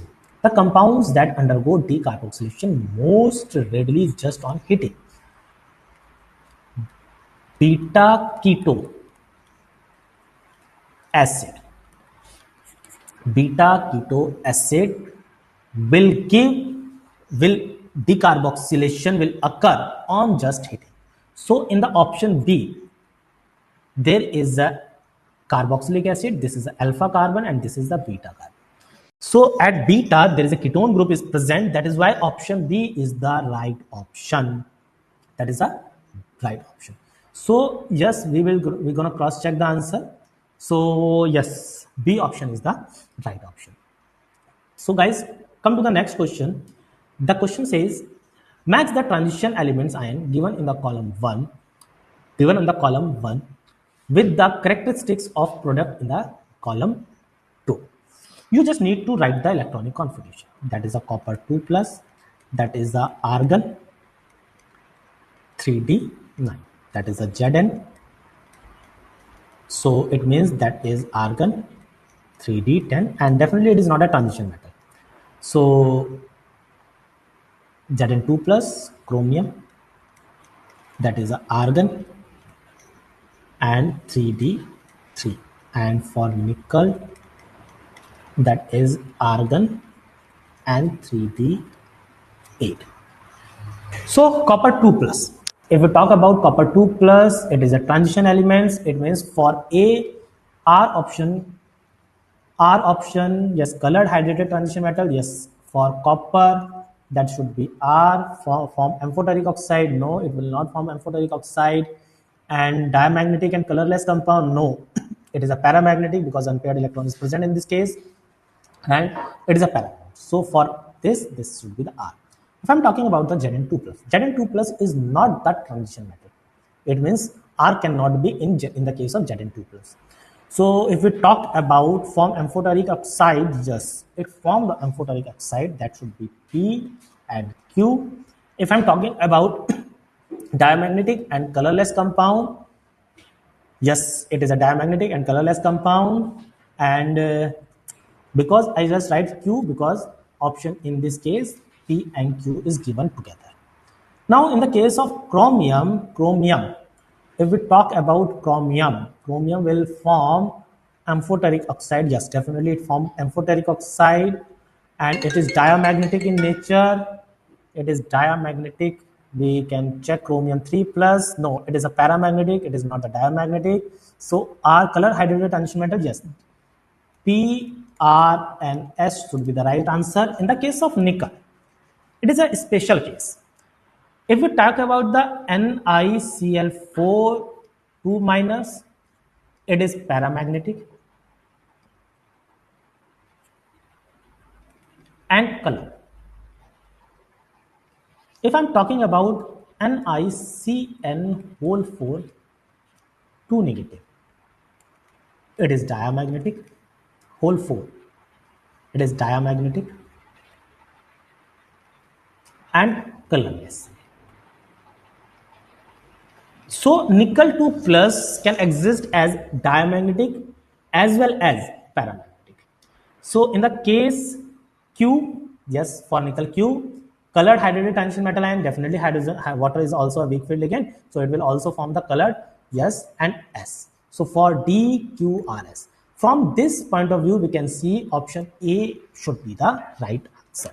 So we're gonna cross check. A should be the right answer. Okay. Now come to the next question.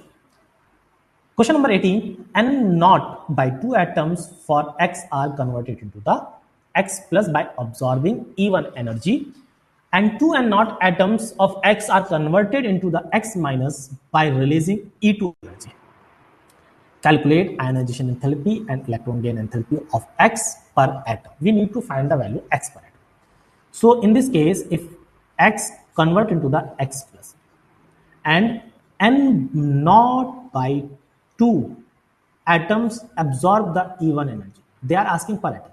So one atom will absorb E1 by N naught by 2. It means 2. So that should is equal to 2E1 upon N naught.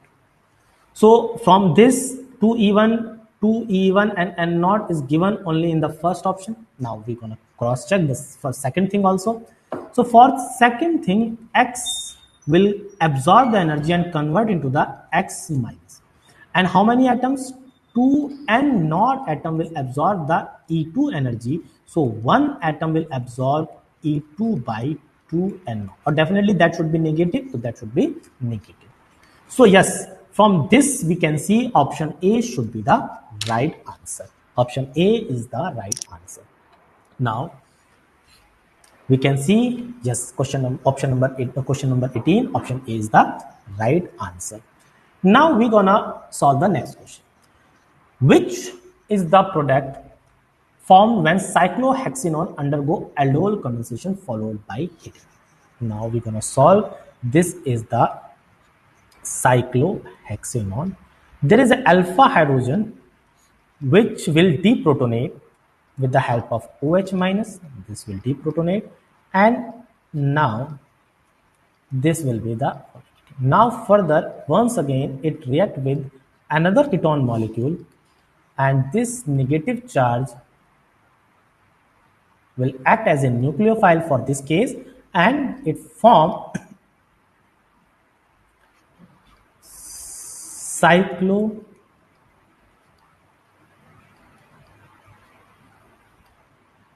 that is O minus. Now further H plus will here H plus will come and product will form like this. On heating, water will remove and double bond will come.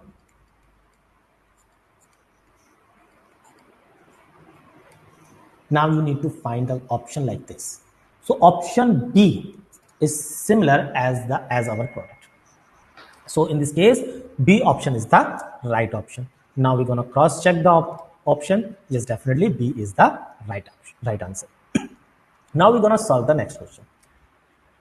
The IUPAC name of the following compound is the IUPAC name of the following. You just need from here 1, 2, 3, 4, 5, 6. So there is a ethyl group, 4 ethyl, 3 methyl. According to alphabetical order, 4 ethyl will come first, 4 ethyl, 3 methyl, 4 ethyl, 3 methyl, hex 2E. So option D should be the right answer. Option D is the right answer definitely. Now we need to solve, we will solve question number 21. Question says 5 mole of Ki. Okay, 5 mole of Ki is mixed with 1 mole of HgCl2 in 3.5 liter of water. The magnitude of freezing point will be nearest to Ki plus HgCl2 gives Kg. Okay, there is a one reaction is given, that is a Ki plus HgCl2 will give K2HgI4 plus KCl. So Ki, we just need to balance the equation. So to balance the equation, it should be 4 and 4. Okay, that is the Hg to Ki, that should be 2. It means 4 Ki will react with 1 mole of HgCl2. And we have 5 mole of Ki and 1 mole of HgCl2. So HgCl2 is the limiting reagent. HgCl2 will finish and left Ki is 1 mole. So now we need to find total number of ions present in the solution. So from Ki there are 2 ions. From Kg to HgI4 there are how many ions? 2, and there are 3 ions. If I'm talking about the from KCl, there are 2. It means there is a K plus and Cl minus. So 2, and how many molecules we have? We have 2 KCl molecules. That is why 2. That is 4. So total number of moles after dissociation. So I, as you know, number of moles after dissociation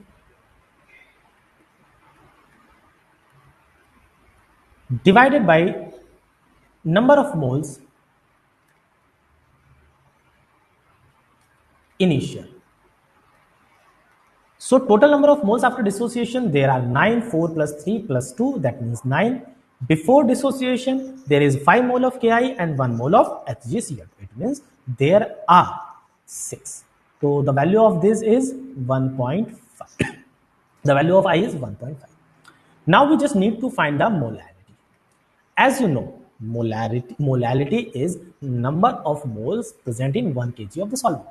We are considering here the density of water is same. It means the density of water is 1 gram per liter.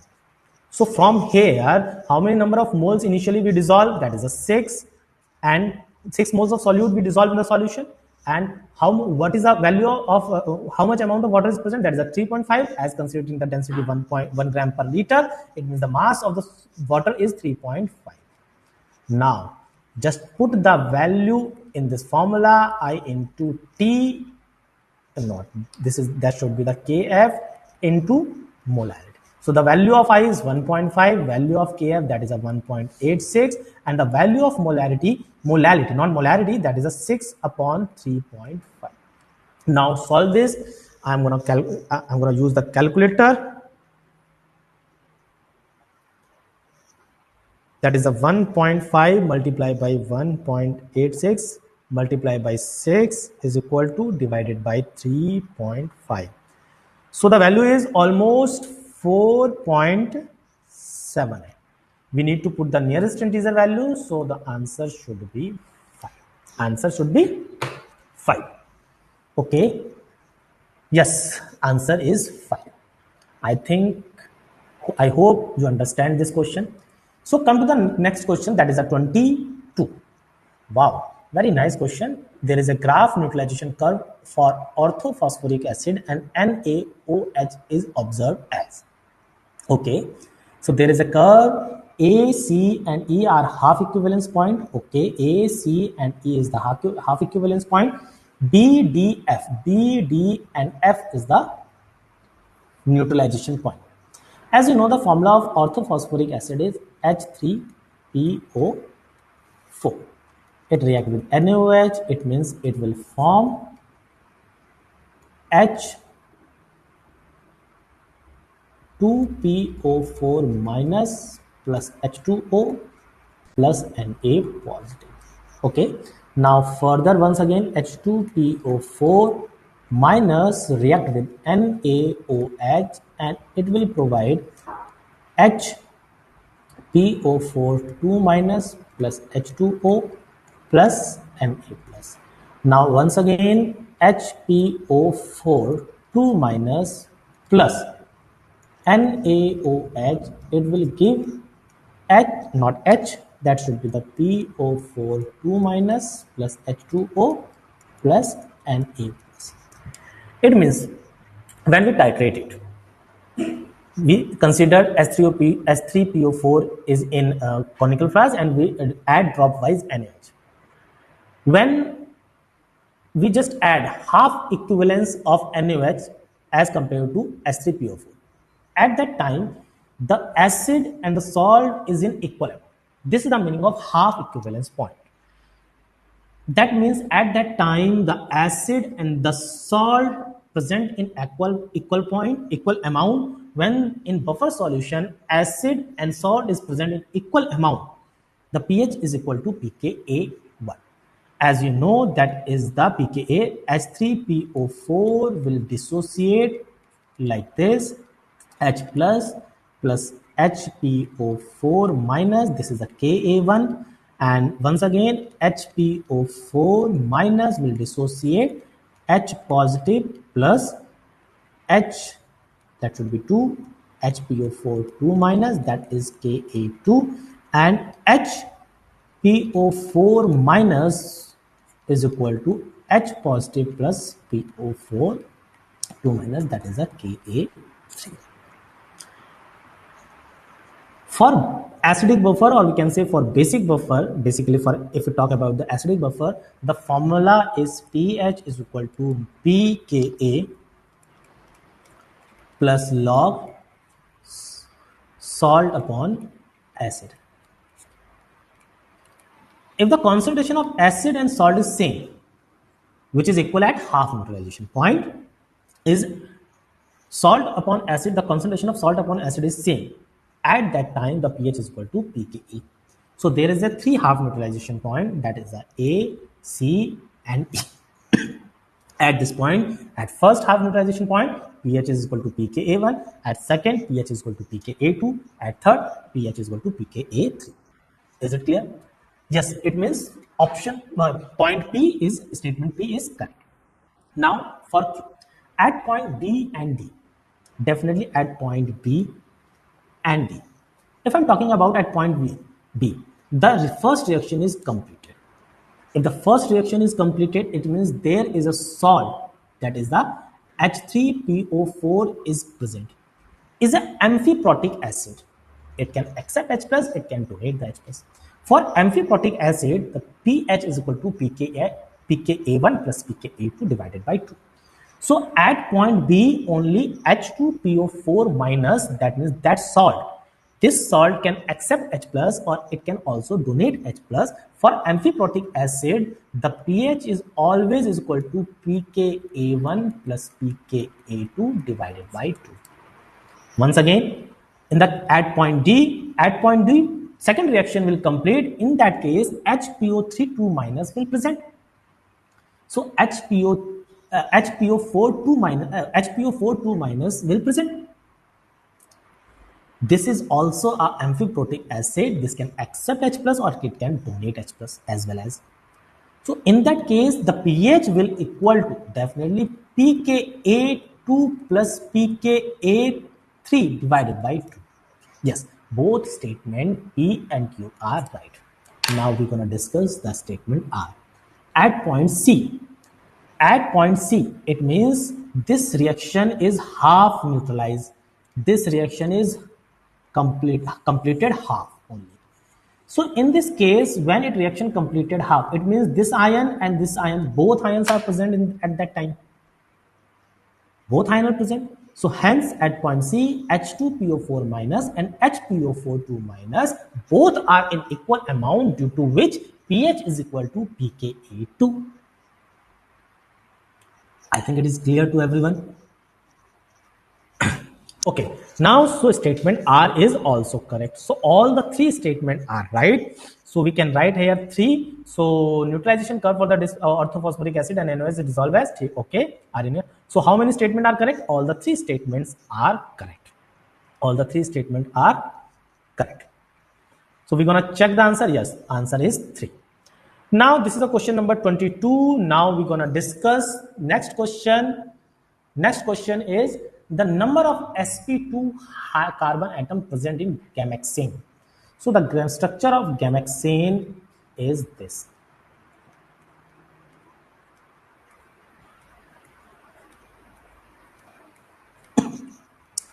This is HCl, HCl, HCl, HCl, HCl, HCl. So number of sp2 hybridization 0. So answer should be 0. Now come to the next. We're going to cross check the answer. Yes, definitely 0 is the right answer. Now we will discuss the question number 24. How many following statements are correct? A zero order reaction must be a complex reaction. Yes, definitely you have to learn this statement. A zero order reaction must be a complex reaction. So P is the right statement. Molecularity of a complex reaction is undefined. Definitely we cannot define the molecularity of a complex reaction, because in the case of molecularity, molecularity is the number of atoms or molecules which are collide simultaneously with each other. So in the complex reaction, there is no such kind of concept. It is a theoretical concept. There is no such kind of concept. So it is undefined. Molecularity is independent of external condition. However, order of the reaction may be affected by external variables such as high concentration or pressure. Yes, definitely molecularity is a theoretical concept, and order is an experimental concept. If we change the concentration, we can change the order of a given reaction. This statement is also right.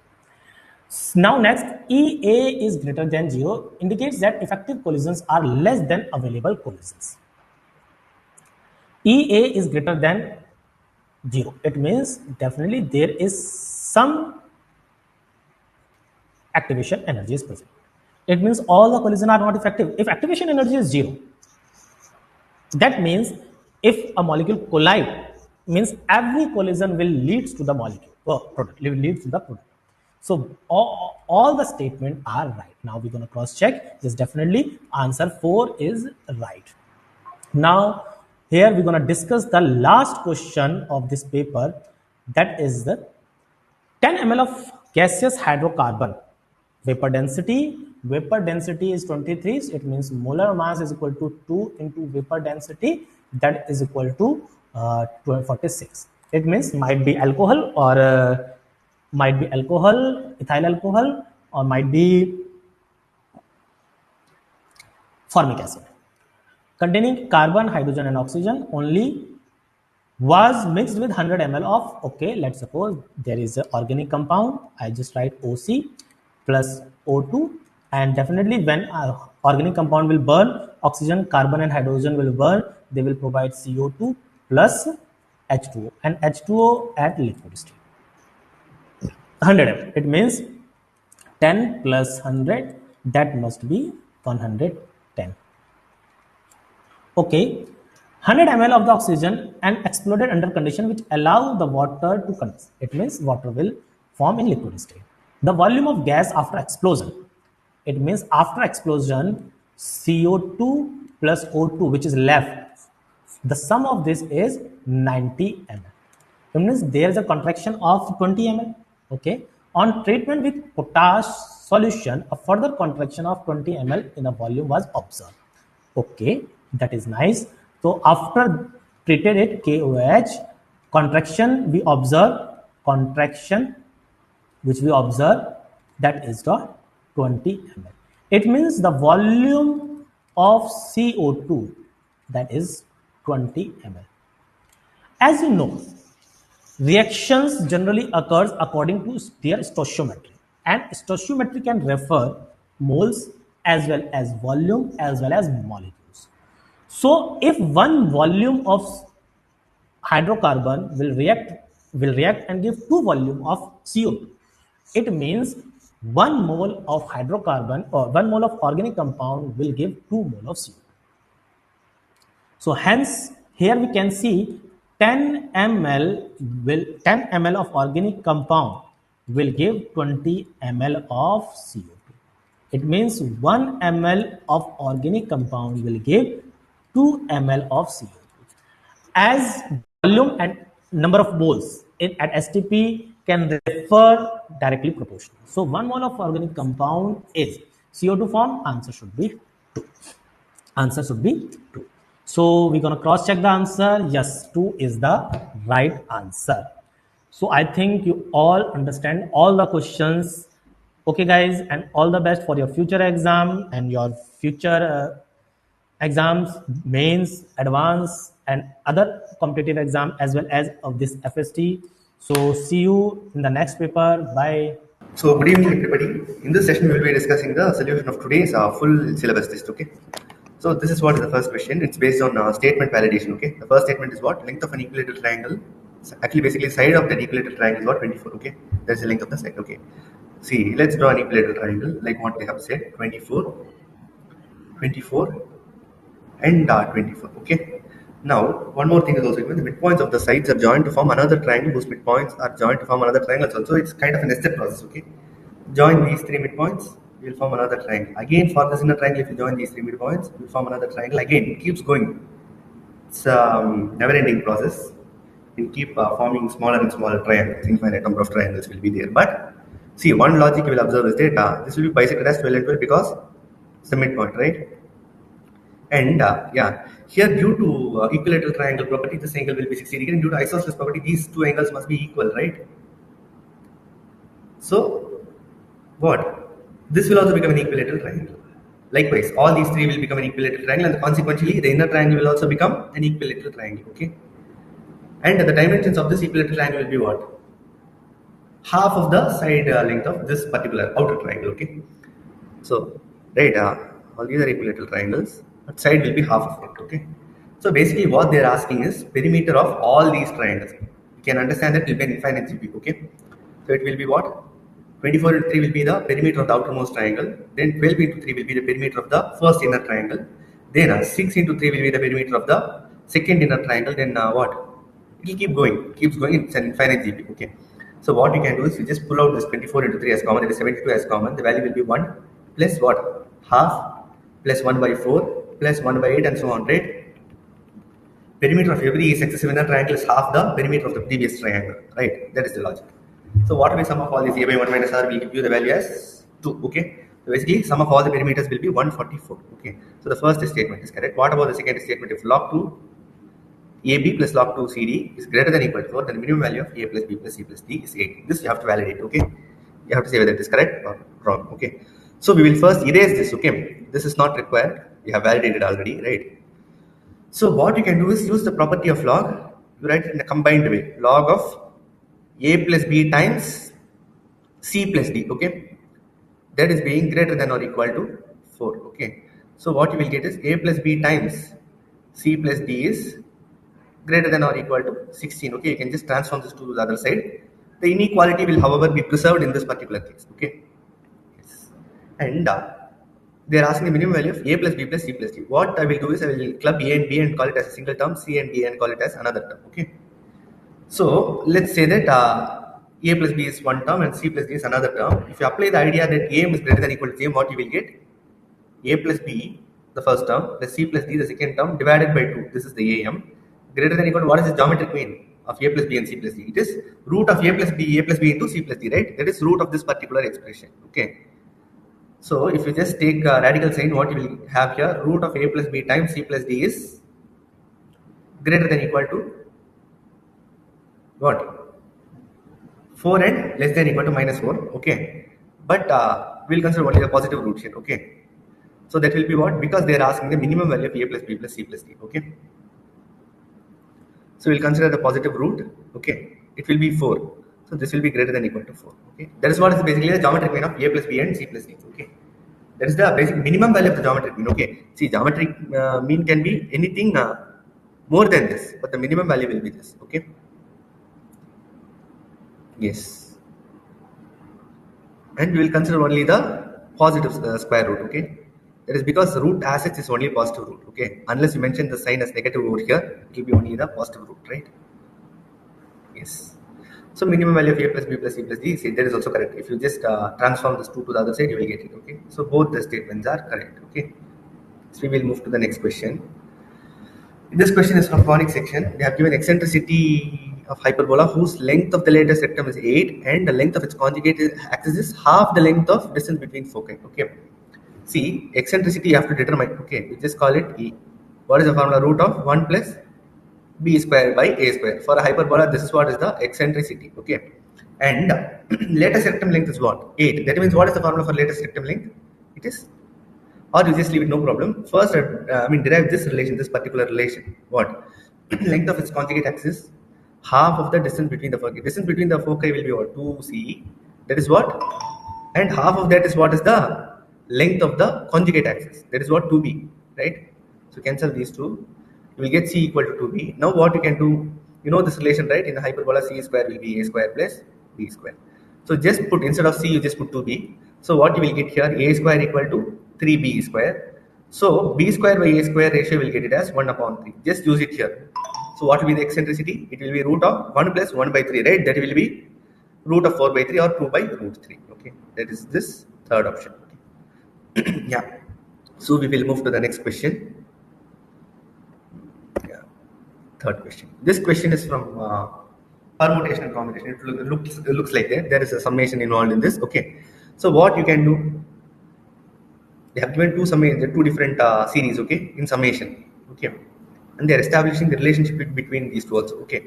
So for now, let's consider this Bn alone first. Okay. What is this Bn? It is summation r is equal to 0 to n r by NCR, right? What I will do is I will try to write the same summation from the last term to the first term. Instead of writing from first to last, I will write it from last to the first term. How will it be rewritten? Then Bn will be summation r equal to 0 to n minus r by nc n minus r, right? If I am writing from the last to the first. And you all know that NCR is same as NC n minus R, so the denominator will not be changing, okay? Only the numerator will be altered, okay? So it will be summation R is equal to 0 to n minus R upon NCR, okay? So this is what is the expression for Bn. So you can split it into two summation. Bn will be what? N into summation R equal to 0 to n, right? 1 by NCR minus summation R equal to 0 to n R by NCR, okay? Now R by summation R equal to 0 to n R by NCR is again Bn, right? If you transform it to the other side, what you will get? 2Bn equal to n into An, right? This is what you will be getting. Now you take the ratio of An and Bn. What it will be? An upon Bn will be 2 by n, right? So clearly Cp means it is Ap by Bp. That should be 2 by P. Okay. What condition they have given? They are asking ordered pairs of P comma Q such that Cp plus Cq is 1. Okay. So Cp plus Cq is 1. That is the condition. That means what? 2 by P plus 2 by Q equal to 1. Okay. Just cross multiply and let me know what you will get now. If you bring everything to one side, it will be like this, right? PQ minus 2 into P plus Q, right? That is equal to 0. Okay. Now, this is what you have, right? I have to somehow factorize. So for that, what I will do is I will just add 4 on both sides. Okay. So how will the left hand side be factorized as? It can be written this way, right? P minus 2 times Q minus 2. Okay.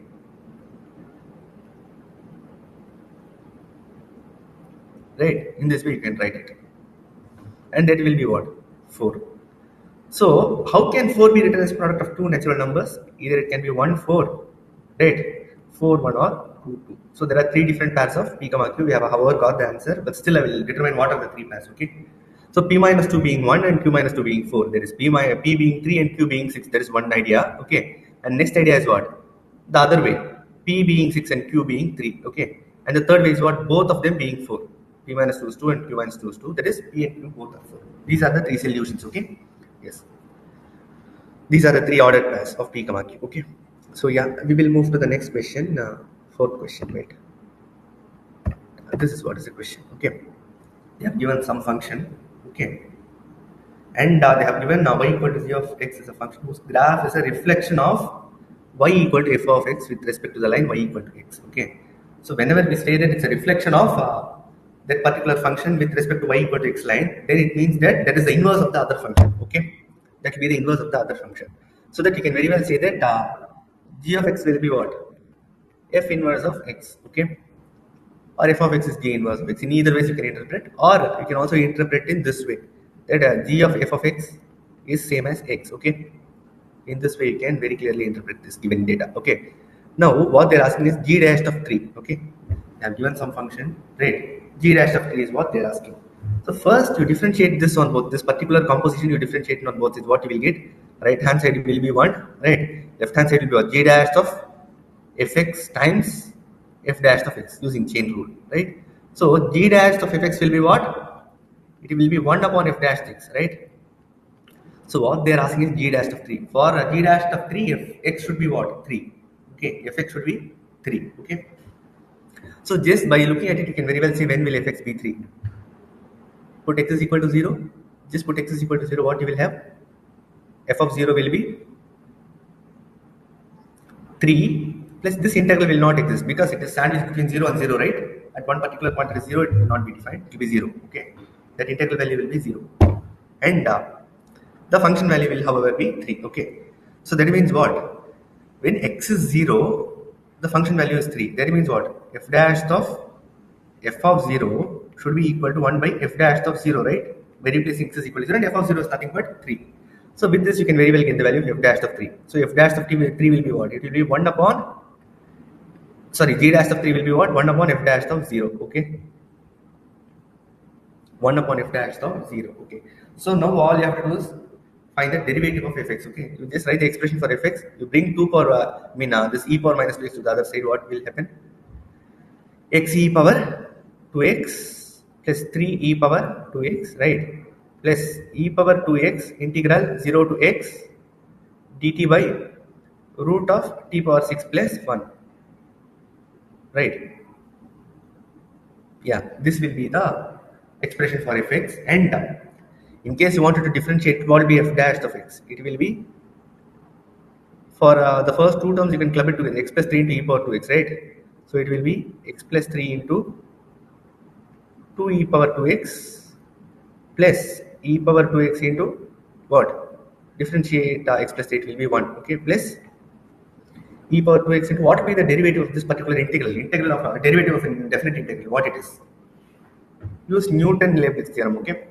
It will be what? Derivative of the upper limit into the value of the function when the upper limit is being put, right? Minus derivative of lower limit, that is 0. You don't bother about it, okay? So it will be what? The function value will be into 1 by x power 6 plus 1 the root of this, okay? And what about the other part? When this is being treated as constant, this is being differentiated, it will be 2, right? 2 into e power 2x into the integral as it is 0 to x, right? dt by t power 6 plus 1. See, once you put x is equal to, this is the expression for f dash of x. Once you put x is equal to 0 here, what happens? See, this particular term will be completely blown off, right? The third term, because 0 to 0 integral will not exist, okay? This will be blown off, that will be 0. And what about these two terms? The second term will, the first term will give you a value of what? 2 into 3, that is 6, right? That is 6. That is, this particular term will give the value as 6, okay? And what about the next term? It will give the value as e power 0, that is 1, okay? And again, the third term will give the value as 1, okay? So f dash of 0 will be what? 8. So what will be 1 by f dash of 0? That will be 1 by 8. That is the answer, okay? Yes, we will move to the next question. Yeah, this is what is the question. So they are asking some a plus b if continuity is established at x is equal to pi by 2. That means what? Left hand neighbor point should be same as the value of the function at that point. It should also be same as the right hand neighbor point, okay? So you can say that limit x tends to pi by 2 minus value of the function is what? 4 by 3 power 10 4x upon 10 3x, right? That should be same as b plus 2, and that should also be same as the right hand limit is what? Limit x tends to pi by 2 plus what it is? 1 plus mod cos x, right? Whole power a by b 10x, okay? Mod 10x, a by b mod 10x, right? This is what is the right hand limit, okay? Now clearly one thing is known. What it is? Tan 4x, if x approaches pi by 2 minus, tan 4x will be what? It will be approaching 2 pi, right? It will be little bit less than 2 pi. It will be approaching 2 pi. It will be tending to 2 pi, okay? So the value will be same as what? Negative tan theta as theta approaches 0, right? It will be very, very close to 0, because when x approaches 0, tan theta is 0, negative tan theta will also be 0, because and here this is tan of negative theta, that you have to interpret it as negative tan theta, okay? As that approaches 0, the value will approach 0. What about this value? This value will be approaching what? The graph of tan theta you have seen, right?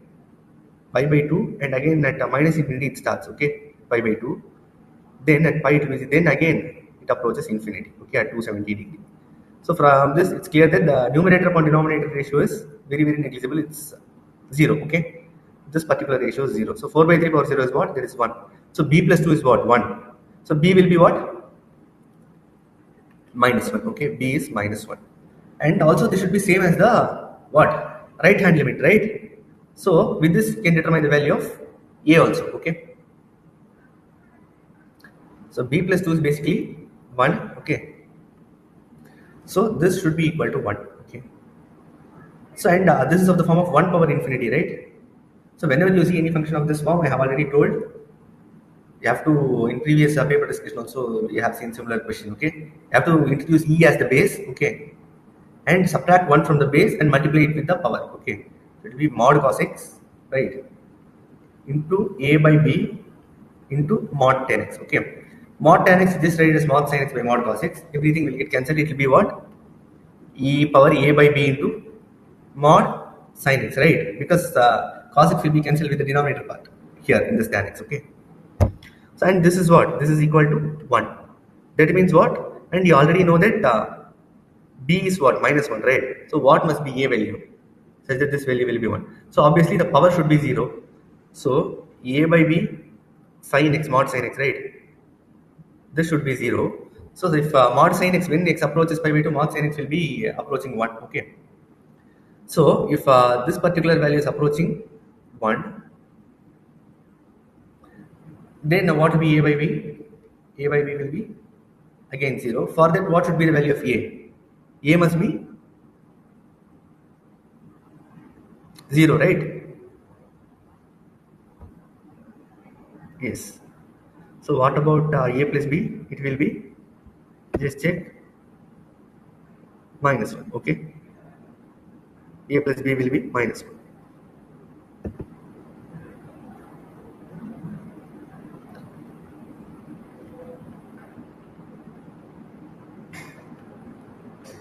Yeah. So we will move to the next question. So this logic, I hope everybody understood this, because mod sin x approaches 1, right? A by B must be 0. Otherwise the RHS will not be 0, right? And B is also not 0, so A has to be 0. Okay. Yeah. So we will move to the next question. Yeah. This question is from matrices. Okay. They have given two different matrices. One matrix is P. Okay. So you just check this condition whether PP transpose is identity or not. Okay. If this condition is true, it is called as an orthogonal matrix. Okay. The transpose will be same as the inverse of that matrix. Okay. If that particular property is established, because the power is higher, they somehow have to cancel each other. Okay. They should give identity as the resultant. So my case is that PP transpose will be an identity matrix. So we'll check it first. Okay. So what will be P matrix? It will be root 3 by 2, 1 by 2, minus 1 by 2, and again root 3 by 2. What about the P transpose matrix? It will be root 3 by 2, minus 1 by 2, right? 1 by 2 and root 3 by 2. So what will be the value of this product? It will be 3 by 2 plus 1 by, wait, root 3 to, that is 3, right? Plus 1, 4 by 2, right? Am I right? It will be 4 by 2, that is 2. Sorry, 4 by 4, that will be 1. Okay. Right. Denominator will be 2 into 2, right? In all the cases. So 4 by 4 is 1. Here, this will cancel with the other. It will become 0. Here also it will cancel with the other. It will become 0. Okay. And what about this? The final row. It is 1 by 2. That is 1 by 4 plus root 3 square is what? 3. 3 by 4. That is again 1. Okay. Hope this idea is clear, right? So you get PP transpose to be an identity matrix. Okay. So because of which what happens is, see, P transpose is there now. This can be replaced as what? Because we found P transpose to be same as P inverse, right? Because the product was an identity matrix, right? We can very well say that P transpose will be same as A. But I will say why. Okay. So let's say this Q is P transpose. Now just now I told that P transpose was same as P inverse, right? Now if I'm multiplying this expression on both sides by, post multiplying by P, what I will get? QP equal to PA, right? PA will be same as QP, am I right? And yeah, in this way you can say that, or yeah, here I have multiplied by P after the value. Okay, there is post multiplication by P. Okay, so PA is same as QP. Just replace here, instead of PA, just put QP. So QP into P inverse, it will be Q again. Okay, so that is why I'm saying that P transpose is same as A matrix. Okay, because of the reason that P transpose is same as P inverse. Okay, so likewise, what about P transpose Q power 2023 P? This Q power 2023 is same as A power 2023. Okay, and P transpose into A power 2023 into P. That is again same as A power 2023 only, because just now I told no, P transpose and P, they are inverse of each other. Okay. So P transpose is same as P inverse. So what happens? P inverse A power 2023, right? P. This will be same as A power 2023. Okay. So the question simplifies. What they are asking is the inverse of this particular matrix. Okay. They are not asking this matrix. They are not asking A power 2023. They are asking inverse of A power 2023. Okay. So that is what is our task now. Okay. We'll do it here.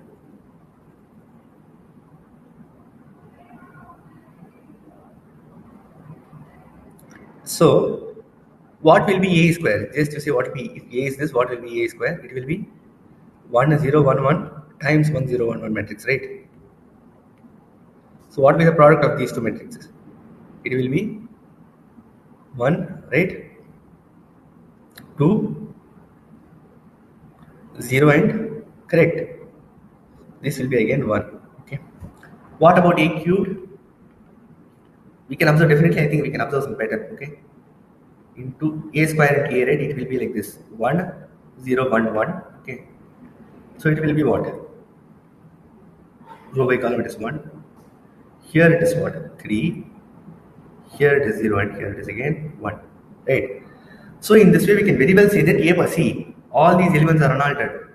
1 0 and this one. Only thing which changes based on the power is this particular element. Okay. So here whatever is the power, that will be the element. Okay. You can even extend it to some more powers and clearly verify that this property is being true. Okay.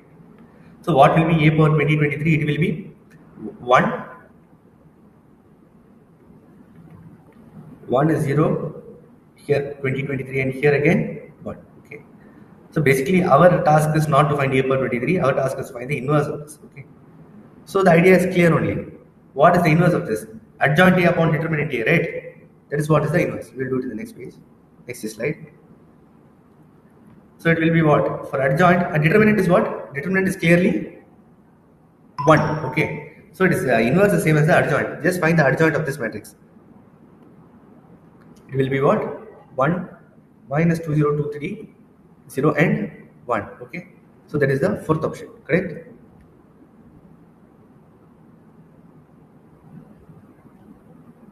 Yes. Okay. And just have a look in the solution also. They have also followed the same method, I think. Okay. So this question is based on increasing function. Okay. So there is some increasing function being defined here. Just see, f of x is what? Minus e power minus x plus k, right? When x is less than equal to 0 and x is equal to 0, it's e power x plus 1. And when x is greater than equal to 1, it is e power x square plus lambda. Okay.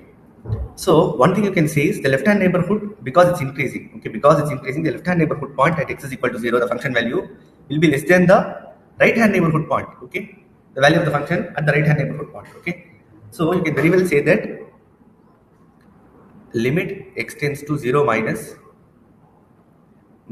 e power minus x plus k is what? Less than e power x plus 1, where here the value of x approaches 0. 0 plus, okay, right hand neighborhood point. Okay, so basically the right hand neighborhood limiting value will be 2. Okay, and left hand neighborhood value will be what? Limiting value will be minus 1 plus k. This should be what? Less than 2. That means what? K should be less than 3. Okay, so what is the maximum value of k? That is 3. Okay, k should be less than 3, the maximum value is 3. Okay, it should actually be 3 minus, but still no problem. Okay, because we have to exclude 3, but the maximum value in terms of numerical, if you say, you can say it is 3. Okay, any value less than 3, so the maximum value will be 3. Okay, and what about the minimum value of lambda? That you have to find using the other condition. Here also the same condition will be observed. No, the left hand neighborhood of x is equal to 1, the value of the function at the left hand neighborhood of x is equal to 1 should be less than the value of the function at the right hand neighborhood of x is equal to 1. Okay, so that also will be determined now. What will be the limiting value in the left hand side when x is 1? It will be e power 1, right? E power 1 plus 1.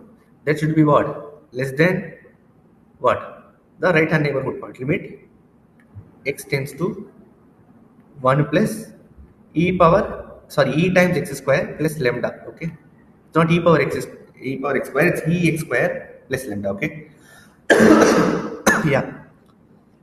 So what will be the value? Left hand side the limiting value is e plus 1. Here what it will be? E plus lambda. Okay. So what will be the condition for lambda? Lambda should be greater than 1. So the minimum value of lambda is what? 1. So what is the difference between these two? That is the question. That is 2. Okay. 2 is the answer. Okay. Yes.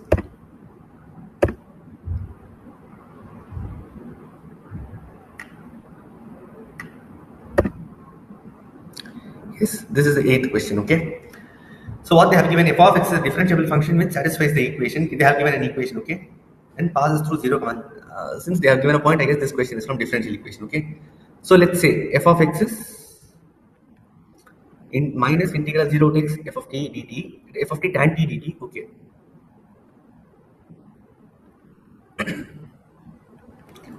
And for the second integral also, I'll apply the properties of definite integral, okay? I will replace it as f of x as f of a plus b minus x. So what I will be getting is tan of minus theta is what I will be, minus t is what I will be getting, and that can be written as what? Minus tan t, na? So minus tan t dt, okay? So this is same as what? Integral 0 to x, you just write as a single integral, f of t plus 1 into tan t, okay? dt. So this is what is the integral we want the value to be evaluated, right? Yeah, and they have given x belongs to minus pi by 2 to pi by 2. Okay, fine.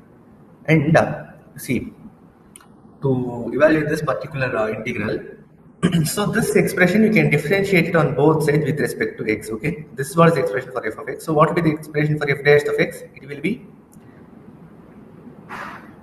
you can use Newton-Leibniz theorem. Okay, differentiate this. It will be what? For the lower limit, the derivative itself vanishes, so you need not bother about it. It will be minus f of x plus 1, right? Tan x, right? Into derivative of x, that is 1. Okay, that is what is the derivative of this definite integral. Okay, so this is what is the expression for f dash of x. So that means what? Dy by dx is minus y plus 1, right, into 10x, right? You can solve it as a differential equation. You can split the variable, separate the variable, right? Minus dy by y plus 1 is 10x dx, right? Now we integrate it on both sides. It will be what? The left hand side will be negative ln of y plus 1. The right hand side will be what? ln sec x, right? Plus some constant, you use that constant as a logarithmic constant, no problem, okay? Or this ln sec x you can write as negative ln cos x, okay?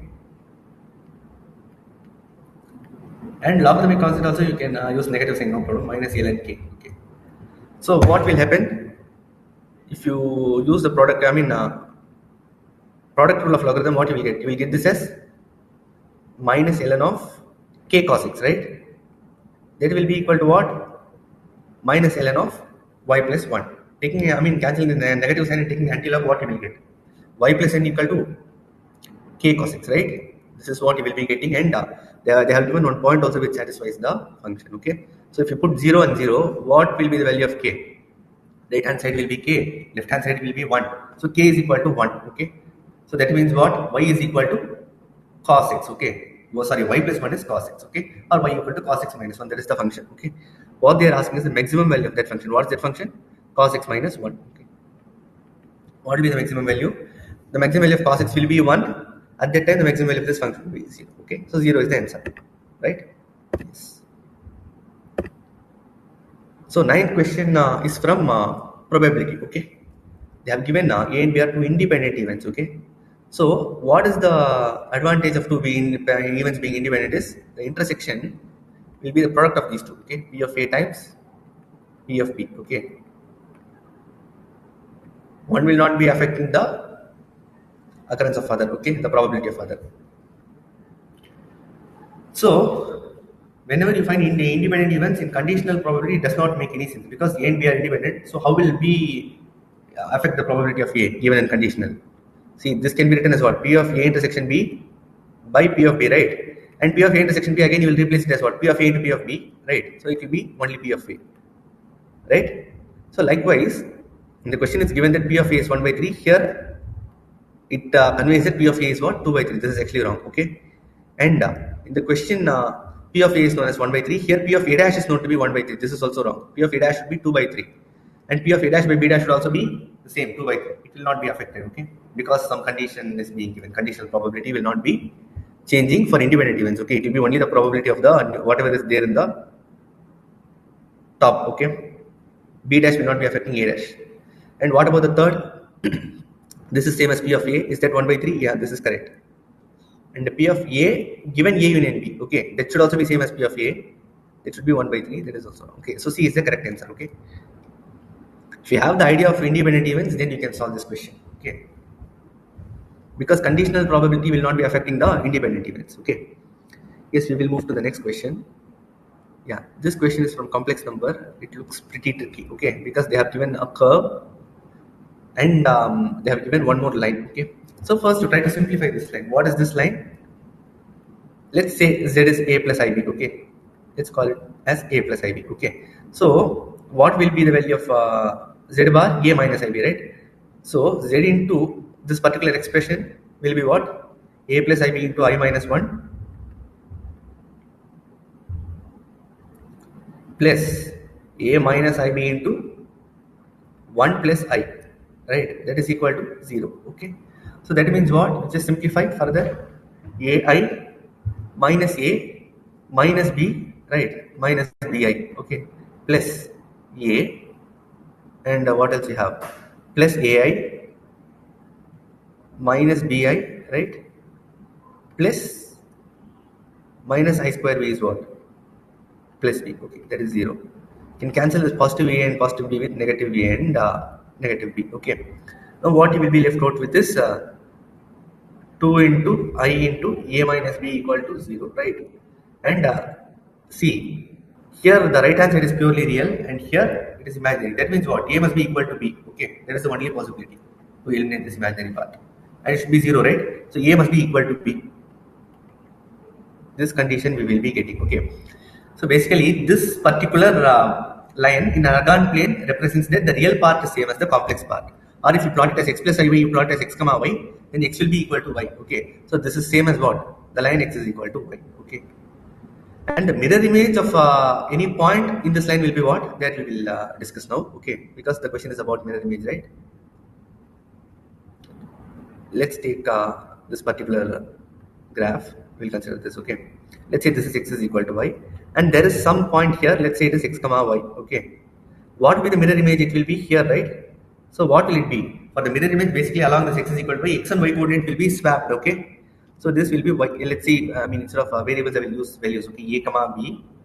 Then the mirror image will be what? B comma a. Okay, there is whatever was the value of y here will be the value of x here, and whatever is the value of x here will be the value of y here. Okay, that is what is the property we will observe for mirror image along this particular y equal to x line. Okay, so for any complex number a plus ib, what will be the mirror image? It should be b plus ia, right?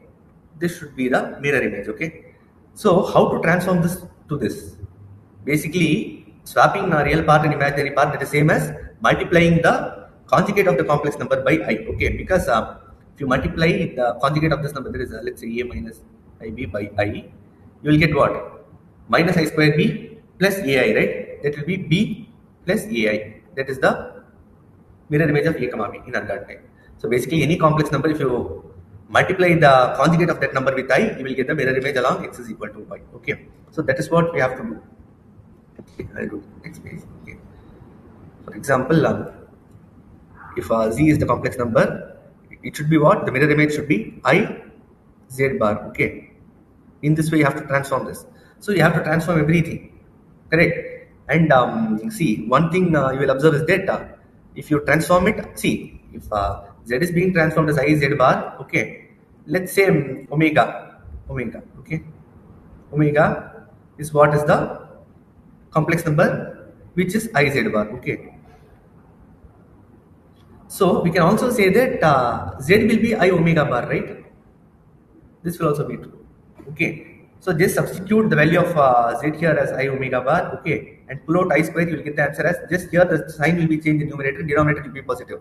Sign swap will be there, and it will be what? C option. Okay, any doubt in this? I hope it's clear. Okay.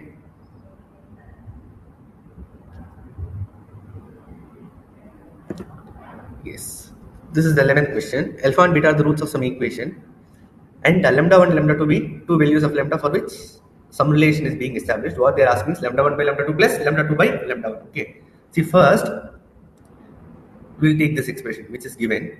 So what it conveys, alpha square plus beta square by alpha beta will be what? 4 by 5, right? Again, numerator also I wanted to write somehow in terms of sum of zeros and product of zeros. So what I will do is alpha plus beta whole square by alpha beta minus 2 alpha. See, alpha square plus beta square, I will write as alpha plus beta whole square minus 2 alpha beta, right? So what will be the expression for alpha plus beta whole square by alpha beta?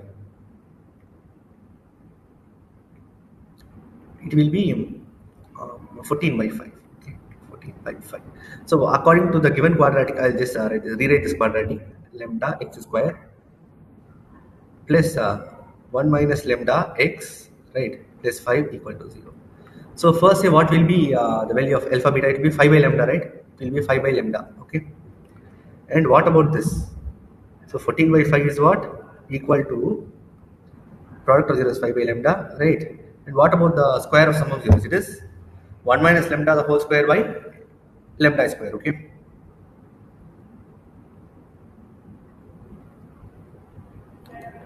Right.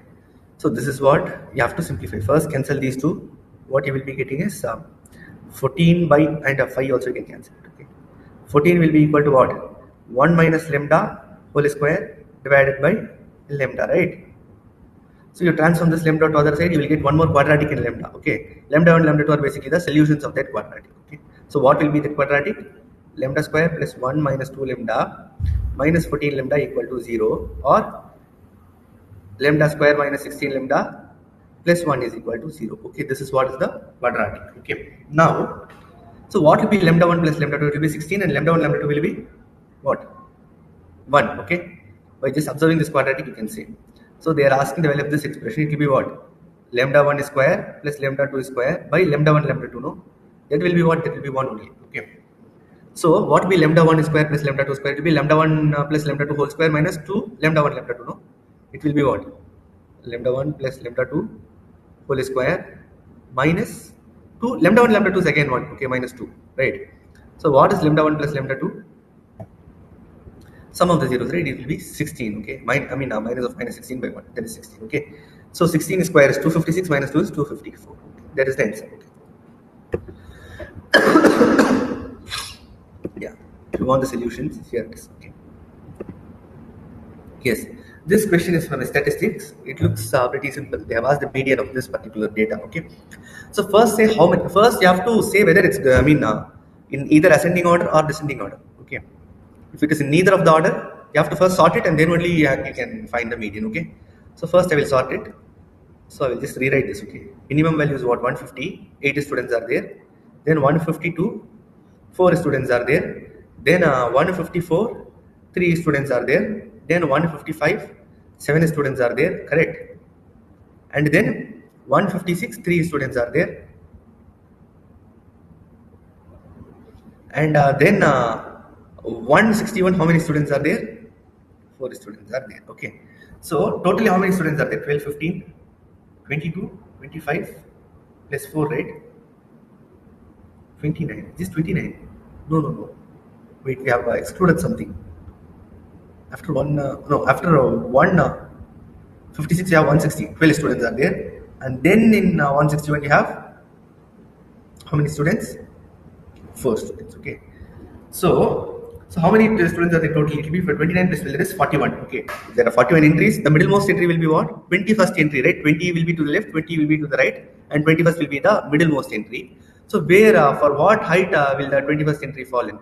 First 8 entries, and these two put together first 12 entries. This will be first 15 entries, and this will be first 22 entries. So obviously 21st entry will also fall in this category. So this will be the median, 155, okay? Yes.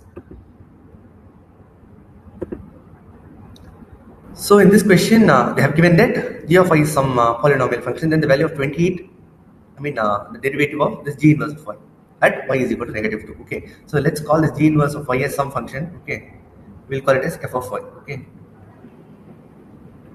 so then clearly you can say that the composition of f and g will give the value itself, whatever value it is, it will give that. Okay, so f of g of y will be what? It will be y, and likewise g of f of y will also be y. Okay.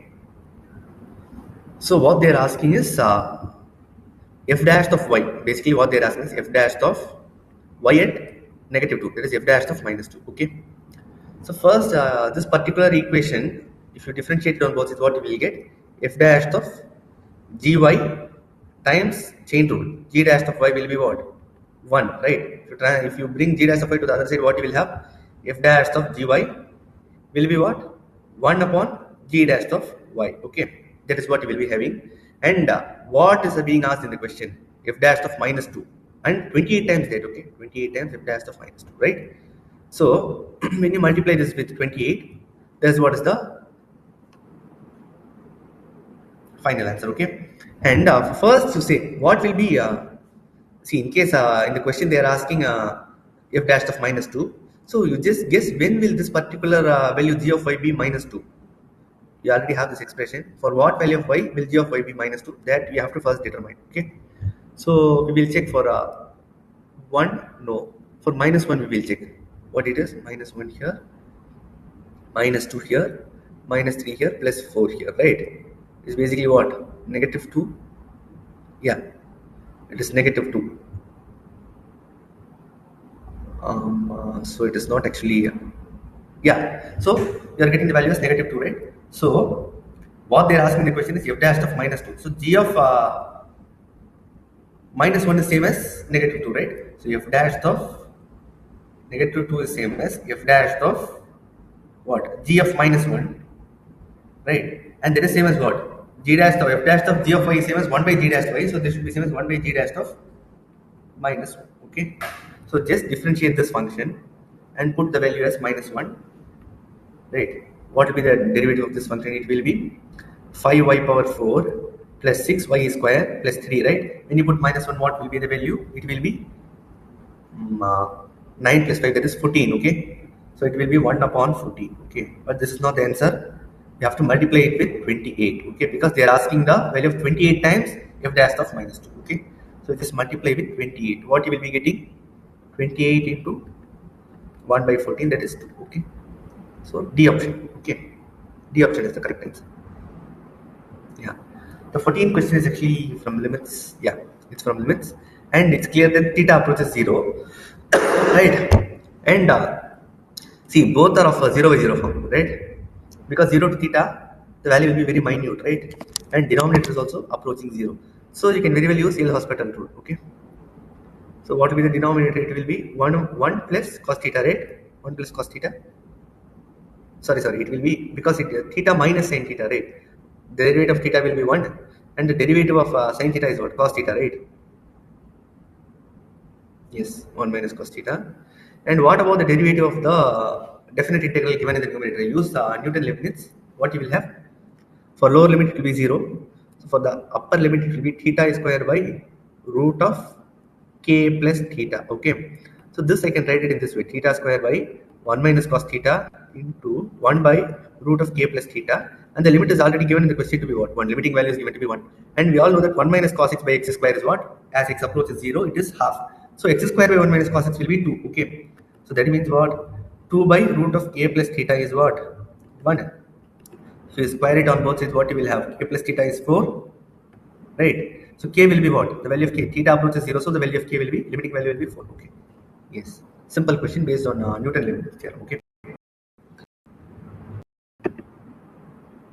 yes, this question is from binomial theorem.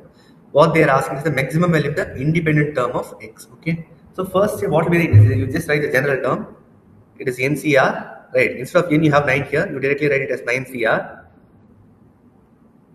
Instead of x, we have this alpha x power 1 by 3 whole power what? N minus or 9 minus r, and beta x power minus 1 by 6 the whole power r, right? Here it is independent of x, means the power of x should be 0. Okay, so we have to find such an r where the power of x will be 0. Combine all the x. Okay, what it will be? X power 9 minus r by 3 into x power minus r by 6, right? So if you combine, what you will get? X power 18 minus 3r by 6, right?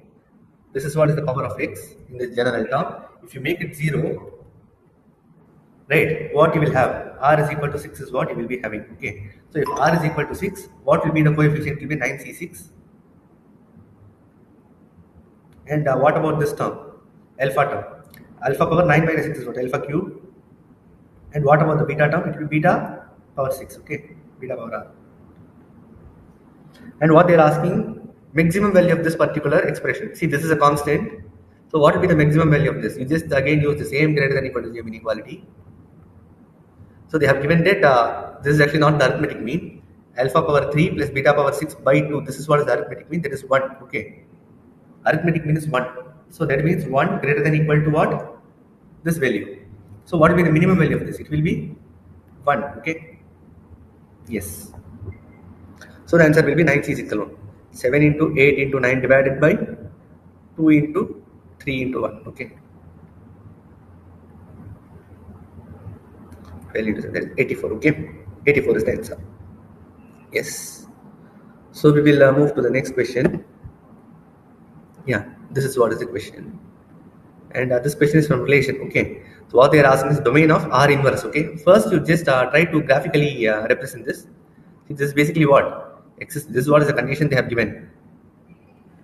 Right. You can just simplify it as x upon root 8 whole square plus y upon 8 by 3, right, whole square less than equal to 1. Okay. This represents all the value inside this particular ellipse. Okay. Because there is a less than equal to inequality, the values will lie inside the ellipse or on the point of all the points of the ellipse. Okay. So this is basically an equation of ellipse, right? X square by a square plus y square by b square equal to 1. If it is less than inequality, the point should lie inside the ellipse. Okay. So it is very clear. So I'll just draw the ellipse. See, the major axis length will be root 8 units, right? And what about the length of the root? Actually, it should be root of 8 by 3 whole square. Okay. What about the length of the minor axis? It will be root of 8 by 3. Okay. Sorry. The coordinate will be root of 8 by 3. Length will be twice that, no? See, you have to understand that domain is where x varies and range is where y varies. So for this R relation, this is the domain and this is the range. Okay. But for R inverse, the domain will be the range and range will become the domain, right? Because it is the inverse of R. So this will become, the range will become the domain. That is what? This particular interval. This will become the domain of R inverse. It is root of 8 by 3 to minus root of 8 by 3. Okay. So how many set of integers are possible within this? Where will this root of 8 by 3 lie approximately? It will be a little bit less than the root 3, no? Sorry, 3 square, no? 8 by 3 will lie to the left of 9. So to the left of 3 square. Okay. So root 8 by 3 will be to the left of 3. Okay. Somewhere between 2 and 3. Right. And what they are asking in the question, am I right? Sorry. Root of 8 by 3. This will be actually somewhere between 2 and 3. The value itself will be, it will be between 2 and 3. Okay. So what is the magnitude? Let's say it is like 2 point something. If you take the radical, it will be definitely what? Root 3 itself is 1.71. So root of 2 point something will be definitely less than 2. Let's say 1 point so and so. We don't know. Okay. So this is 1 point something. Okay. And in the negative direction also it is 1 point minus 1 point something. Okay. So how many integers will lie between these two values? It will be basically 1, 0 and minus 1. Okay. Only 3 integers will be there. These 3. Okay. It's not actually root 8 divided by 3. It is root of 8 by 3. Okay. Because this was the equation, right? Just transform this 8 to the denominator, and this 3 have transformed it to the denominator of the denominator. Okay, to write it in terms of major axis length and minor axis length. Okay, so it is simple. Only thing you have to know is that root of 8 by 3 will lie between 1 and 2. It will not exceed 2. Okay. Yes. So we will move to the next question. Yeah, the same thing they have also done. So this question is actually again from a function. Okay, why is g of x? Oh, they are asking the area enclosed. So many things are there. Okay, fine. They are asking the area enclosed by y equal to g of x, x-axis and x is equal to 1. That is basically what? Integral x-axis and x is equal to 1. That means what? It is basically the integration of this function from 1 to 37. 1 to 37 what? It is the integral of this function, right? G of x. Okay, this is what is the area enclosed by this curve. Okay,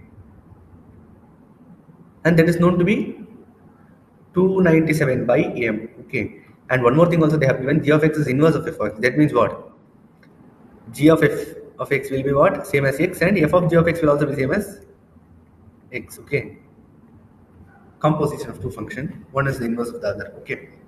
Now, okay. So let's say g of x is the inverse of f of x. Okay. So what I will do is see by just thinking a little bit, I can say that because I am observing this function fx, right? It's a polynomial function. When I put x is equal to 0, I will get the value of this function as 1. Okay. And when I put x is equal to let's say 2, it will be what? 8 plus 6 plus 1, that is 15, right? For 3, what will be the value? It will be 27 plus 9 plus 1, that is 37. Okay, so this thing you have to observe. This is same as f of 0 and this is same as f of 3. Okay, so you have to make a substitution in such a way that since this is the inverse of the other, one gets cancelled with the other, and also this limit will be reduced to smaller values. Okay, so basically this integral is what? This integral is same as integral f of 0 to f of 3, right? Instead of the 137, I'm just writing it in terms of f of x values. Okay, it will be g of x dx,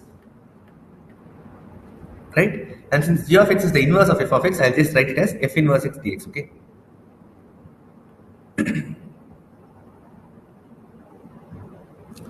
see, now what I will do is I will just put t equal to x is equal to f of t. Okay, why I'm making such a substitution is the lower limit here will become 0 and the upper limit will become 3. Okay, post the substitution, x is equal to f of t is what I'm substituting now, and f inverse of f of t will become t. Okay, so that will be integral t, right? The lower limit will be 0, upper limit will be, see, f of t varies from f of 0 to f of 3. So where will t vary from? It will vary from 0 to 3 only. Okay, and instead of dx, what I will have, it will be, see, basically what you're doing is d of this f of t, right? Multiply and divide by dt. It will be what? F dash of t dt. Okay, correct. And this is what is given to be 297 divided by m. Okay, this is what is 297 divided by m. Yes. Okay, now what you can do is you can use parts and integrate this. Okay, call this u and call this v. Okay, what will be the integral? We'll do it in the top. It will be what? U integral v dx minus integral u dash integral v dx dx, right? So it will be t into f of t, right? Minus integral u dash is what? Again, integral v dx dx is what? It is f of t dt. Okay, and the limits actually it's from 0 to 3. Here also is from 0 to 3. Okay, now this is what is going to be 297 divided by m. Okay, just put the upper limit, you will get the value as 3 f of t, lower limit will be 0. Okay, so 3 f of t and minus what you have, integral 0 to 3 f of t dt. Okay, that is same as what? Integral 0 to 3 f of x dx. Okay, because variable is immaterial in definite integration, it can be any variable. So it is same as integral 0 to 3 f of x dx. Okay, you just integrate it, what you will get, minus the limits again will be from 0 to 3, t power 4 by 4, right, plus 3x square by 2 plus x, right? Sorry, instead of x you have t here, right? The lower limit is however 0, 3 into f of 3. Okay, 3 into f of 3 will be what? Minus this particular value, that is what? 3 power 4 will be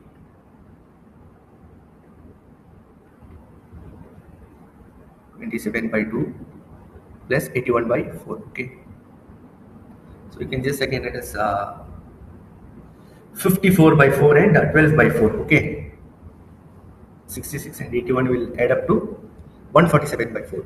3 f of 3 minus 147 by 4 is what? This value. Okay, so we will continue here itself.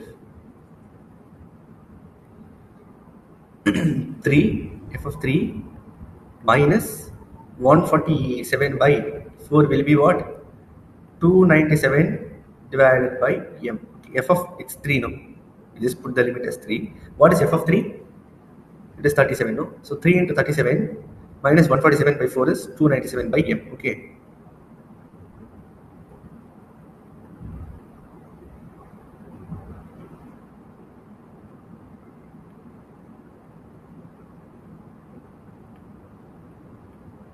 So clearly by taking the LCM, you can say that m will be 4. Okay, some numerator you will get, however the value of m will be 4, right?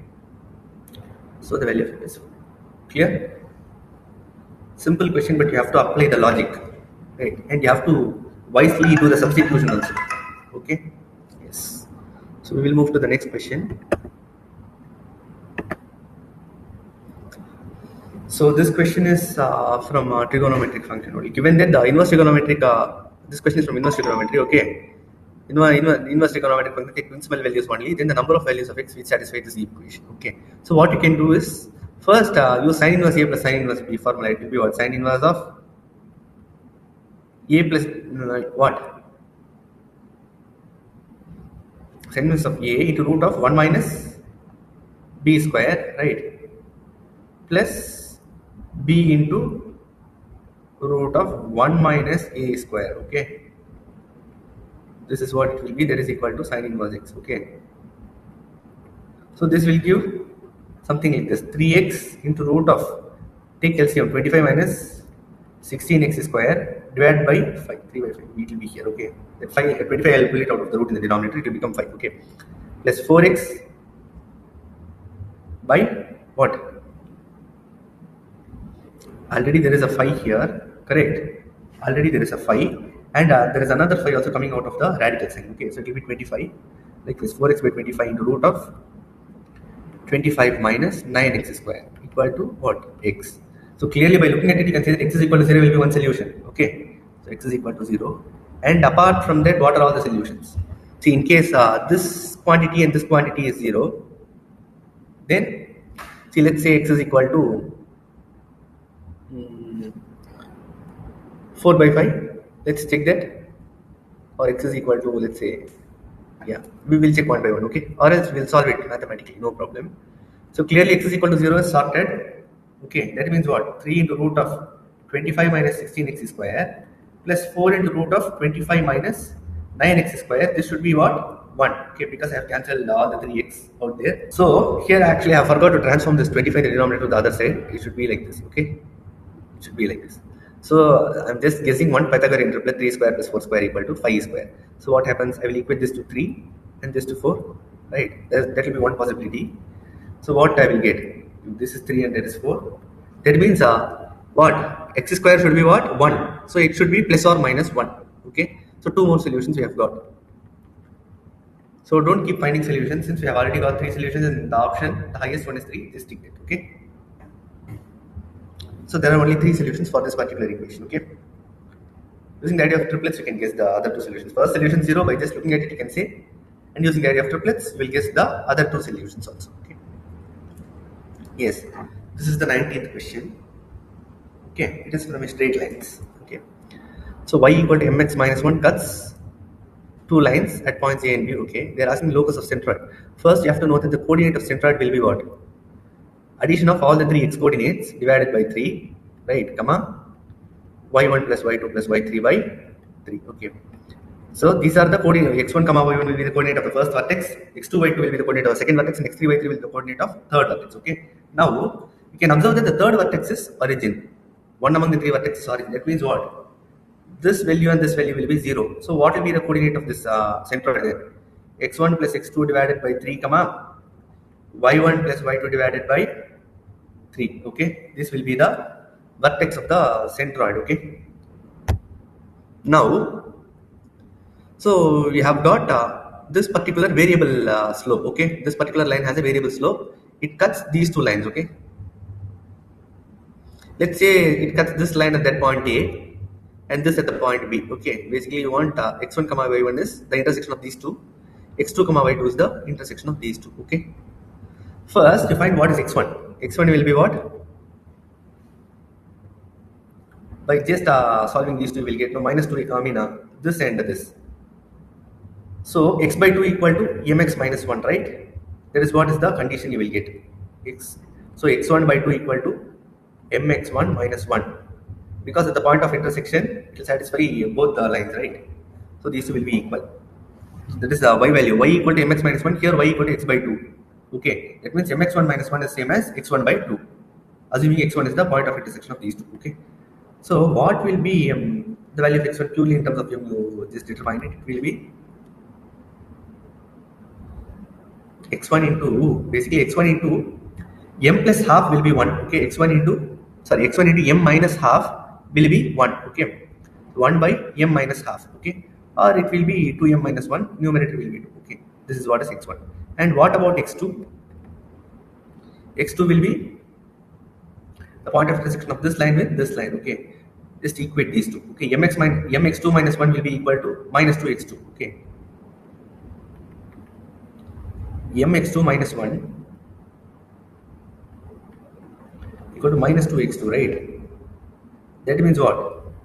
M plus 2x2 is 1, x2 is 1 by 2 plus m, okay.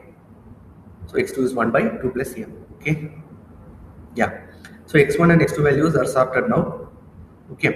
And now you have to determine what is y1 and y2, because see, x1 plus x2 by 3 will be what? In terms of m, you can very well determine it, right? Likewise, what will be y1 plus y2? Because y1, y2 both points satisfy this particular equation, because this line cuts both the points, right? So y1 can be written as mx1 minus 1 and y2 can be written as x2 minus 1. So basically y1 plus y2 can be written as m into x1 plus x2 minus 2. Okay, m into x1 plus x2 minus 2. Okay, this is what is y1 plus y2. Okay. So what will be y1 plus y2 by 3? Because this is what bothers us, the coordinate of centroid, right? It will be this, okay? Correct. So let's say the coordinate of the centroid, all the locus be x comma y, okay, x comma, we will call it capital X comma capital Y, okay. One thing you will observe is what? Capital Y equal to m into capital X minus 2 by 3, right? Correct. Because this is what is the x coordinate of centroid and y coordinate of centroid, okay. Yes. Now you just take LCM and determine it, okay. 3y will be what? mx minus 3mx minus 2, right? So 3y plus 2, right, will be what? By 3m will be x, okay. This relation you have to use it, okay. Then I will do it in the next place. Sure. Okay. So this is what is the relation they have also given. They have used h comma k, we have used capital X comma capital Y. There is a difference. What we got is m is equal to 3 y plus 2 divided by 3x, right? And also this also we have already determined it, right? x1 plus x2 will be 3h, so that will be same as what? This particular expression what they have given, okay. You just have to, instead of they have already determined this, also we have already determined, right?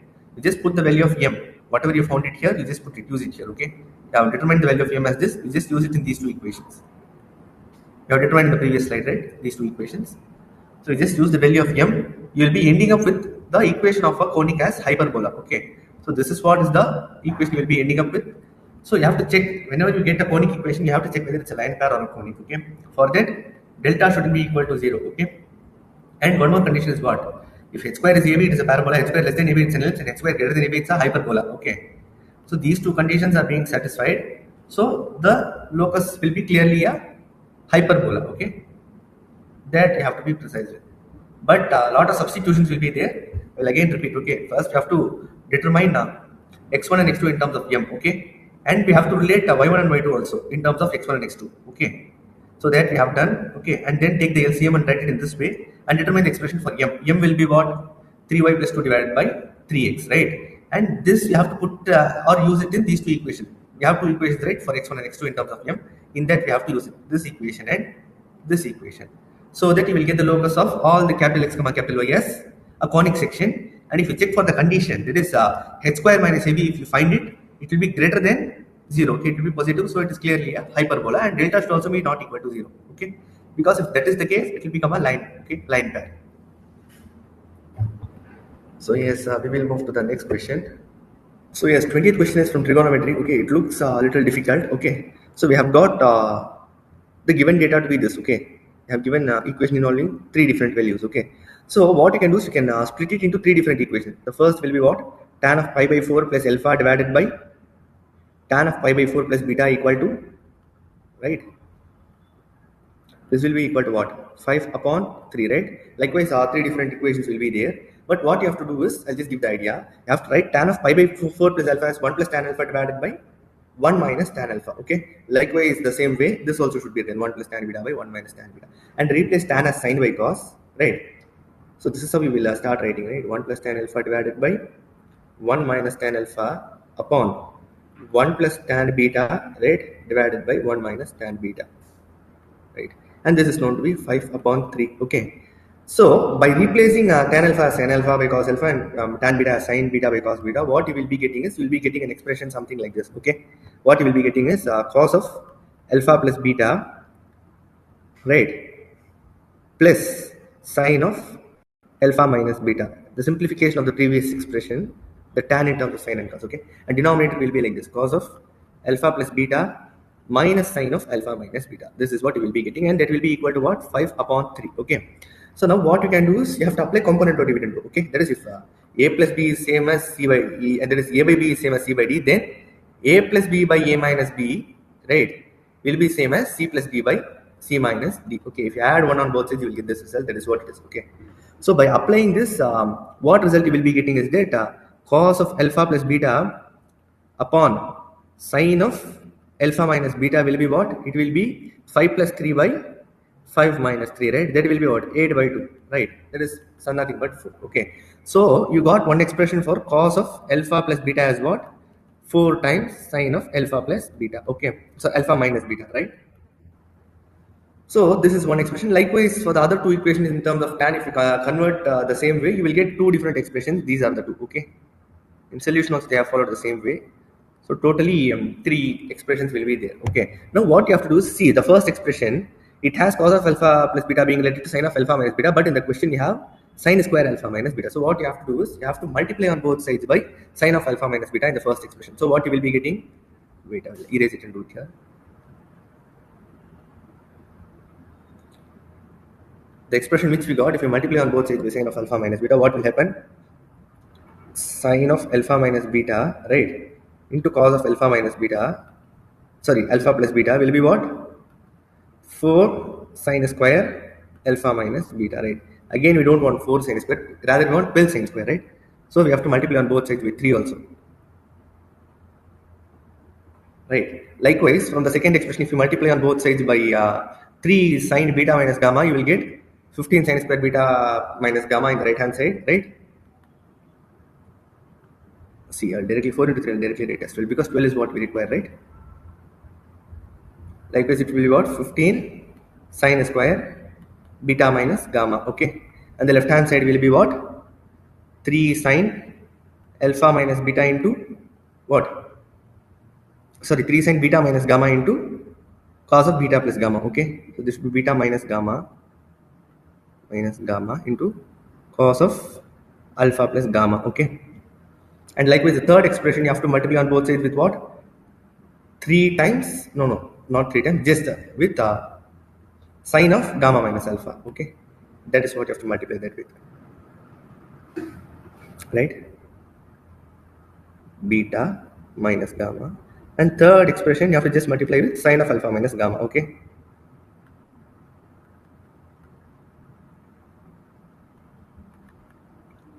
sorry, gamma minus alpha, sine of gamma minus alpha. Okay, so the right hand side will be what? Minus 7 sine square gamma minus alpha. Okay, so this is what is the required RHS, I mean required value for the RHS of this particular 3 equations, and this will be same as the sum of these 3 LHS also, right? So if you take 3 common, right, and add all these 3, you will get the value as 0. Okay, so the required answer for us is 0, right? That is the fourth option, right? It's a little difficult question, so you have to think a lot. Okay, first apply component or dividendo, right? Then you will get 3 expressions in terms of cos of alpha minus beta, beta minus gamma, and gamma minus alpha. And similarly, sine of alpha, sorry, cos of alpha plus beta, beta plus gamma, gamma plus alpha, and sine of alpha minus beta, beta minus gamma, and gamma minus alpha. Okay, again, because the RHS is not what we have got, we have to again manipulate it. Okay, I'm multiplying the first equation by sine of alpha minus 3 sin alpha minus beta, the second equation by 3 sin beta minus gamma, and the third equation by sine of gamma minus alpha. Okay, and the left hand side is the result which we need. Okay, because the RHS gives this sum. Okay, the same which is being asked in the question. So if you add all the left hand side values, you will get the desired result. That will be what? If you pull out 3 common, and you know the formula, right? 2 sin A cos B. You can just multiply and divide by 2 all these 3 expressions. You apply 2 sin A cos B formula, right? and all will get cancelled. One will be the negative of other, so you'll be ending up with 0 as the result. Okay. Yes. So this question is from definite integrals. Okay, they're asking the region bounded by the curves y equal to ex log x, y equal to log x upon ex. Okay, and x is equal to. So basically, you are integrating this function from what? The point of intersection of these two will be what? Ex log x and log x upon ex. So when you equate this, you will get ex the whole square is what? 1. So x is equal to 1 by e. That is less than 1. Basically, 1 by e is less than 1. Okay. So the lower limit will be 1 by e. The point of intersection, the upper limit will be 1. Okay. You are going to integrate these two. I mean, the area bounded between these two. So for that, what you have to do is the larger curve is there, right? That will have higher value because denominator is ex instead of numerator. Okay. Because x varies fractionally. If denominator is ex, numerator will be what?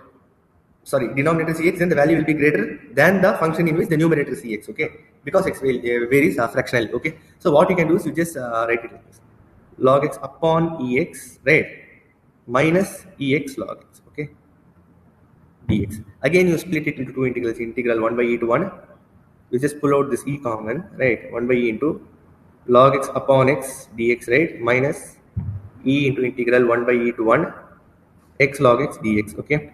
So again, these two you can apply paths. Okay, using the Euler principle, you call log x as u and 1 by x as v. Here you call log x as u and x as v, and integrate it using paths. Okay. So after integration, you will be ending up with the result that the integral will be equal to what? It will be something like e square minus 5 divided by 4e. Okay, this is what you will be ending up with, and that in the question is given to be what? K square minus 5 divided by 4e. That means what? Clearly k is equal to e square. What they are asking is the integral part of this k. That is integral part of e square, right? So e is something between 2.7 and 2.8. We all know that. Okay, it converges between that particular value. So what will be e square? So it will be between 2.7 square and 2.8 square, right? Not less, equal to, exactly. Okay. So this is what will be the value where e square lies. Okay. So clearly we can say that it will lie between 7 and 8. Okay. So the integral part will definitely be 7. Okay. That is the question. So yes, we will move to the next question. Yeah. They have also solved the same way. So this question is from 3D geometry. Okay. The foot of perpendicular. It's a simple question. Very frequently asked in CBLC also. Okay. So what they are asking, foot of perpendicular of point on the line. One line is being, okay, let's say this is the point 0, 2, 7, and let's say this is the line, right? So they are asking foot of perpendicular of this point on this line. Okay, so assume any random variable point on this line to be what? Minus lambda minus 2, right? Minus lambda minus 2 and 3 lambda plus 1 and minus 2 lambda plus 3, right? Okay, and if you want to write the dr of this particular vector, what it will be? Final minus initial or initial minus final is up to you. Okay, so it will be minus lambda minus 2 I cap, right? And what about the component of k cap? J cap, it will be 3 lambda minus 1 j cap, right? And it will be what? Minus 2 lambda minus 4 k cap. Okay. Okay, the idea is that if you take the dot product with the parallel vector, this particular dr, it will give you 0. Okay, what is the parallel vector? Minus I cap plus 3 j cap, right? Minus 2 k cap. Okay, so what you will get is lambda plus 2, right? Lambda plus 2 minus, not minus, it will be what? It will be actually plus 9 lambda minus 3, right? And plus 4 lambda plus 8, this is equal to, so this will give the value of lambda to be negative half, right? So with that you can guess the points, all these points here. So this will be what? Minus 3 by 2, right? Half minus 2 is what? Minus 1 and half, that is minus 3 by 2, comma. What about this point? 3 lambda plus 1, it will be minus 1 by 2, right? And what about 2 lambda minus 2 lambda plus 3, it will be 4, right? So these are alpha, beta and gamma. What they are asking, 16 alpha, beta divided by gamma. Okay, 16 and gamma is what? It's already 4. Alpha, beta is what? Minus 3 by 2 into minus 1 by 2, that will be what? 3 by 4, right? Right, cancel these two with this and the answer you will be ending up as 3. Okay, simple question.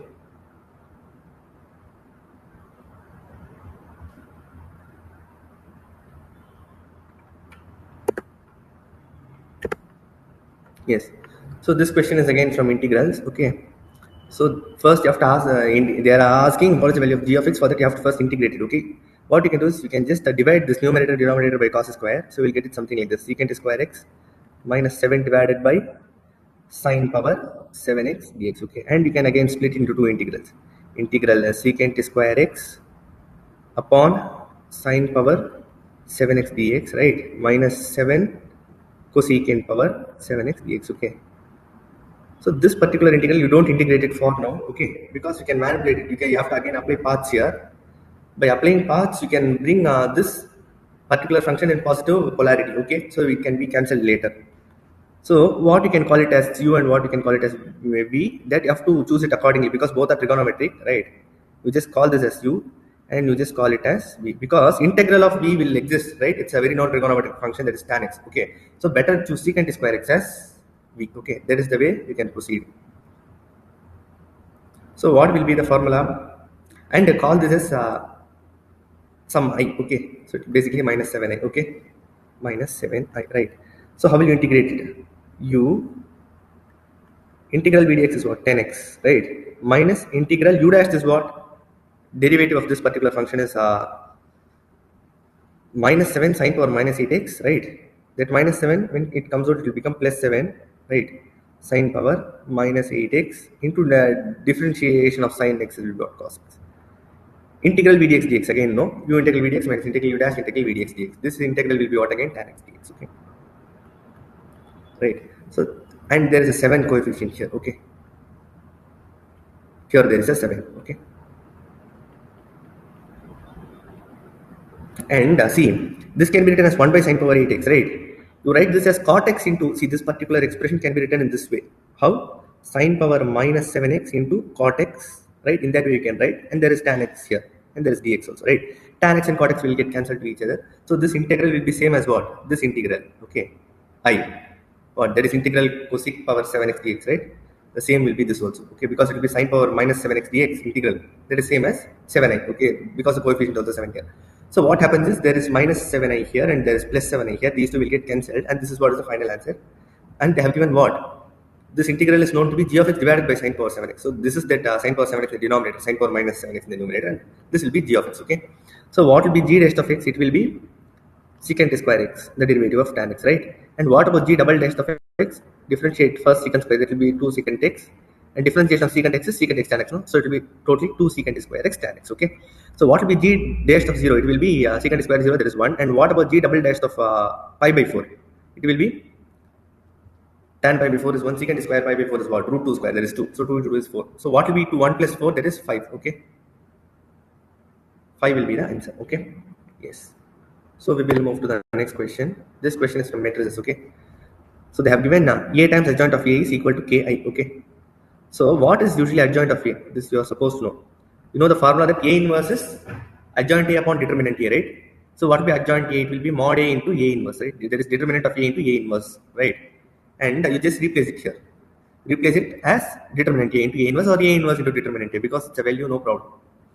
Multiplication with a constant value is always commutative in matrices, right? Only with two matrices it's not commutative, okay? So the same as A inverse, determinant A, right? That is same as identity matrix into determinant A, okay? So that is, they have given that as Ki, okay? Instead of determinant A into I, they have given it as Ki. That means clearly K is what? Your determinant value, okay? So you just have to expand this determinant, that is the final answer, okay? So xyz, right, minus 8x, right? Then next term will be what? 3 into 8, that is 24, minus 3z, right, plus 4 minus 4z, okay?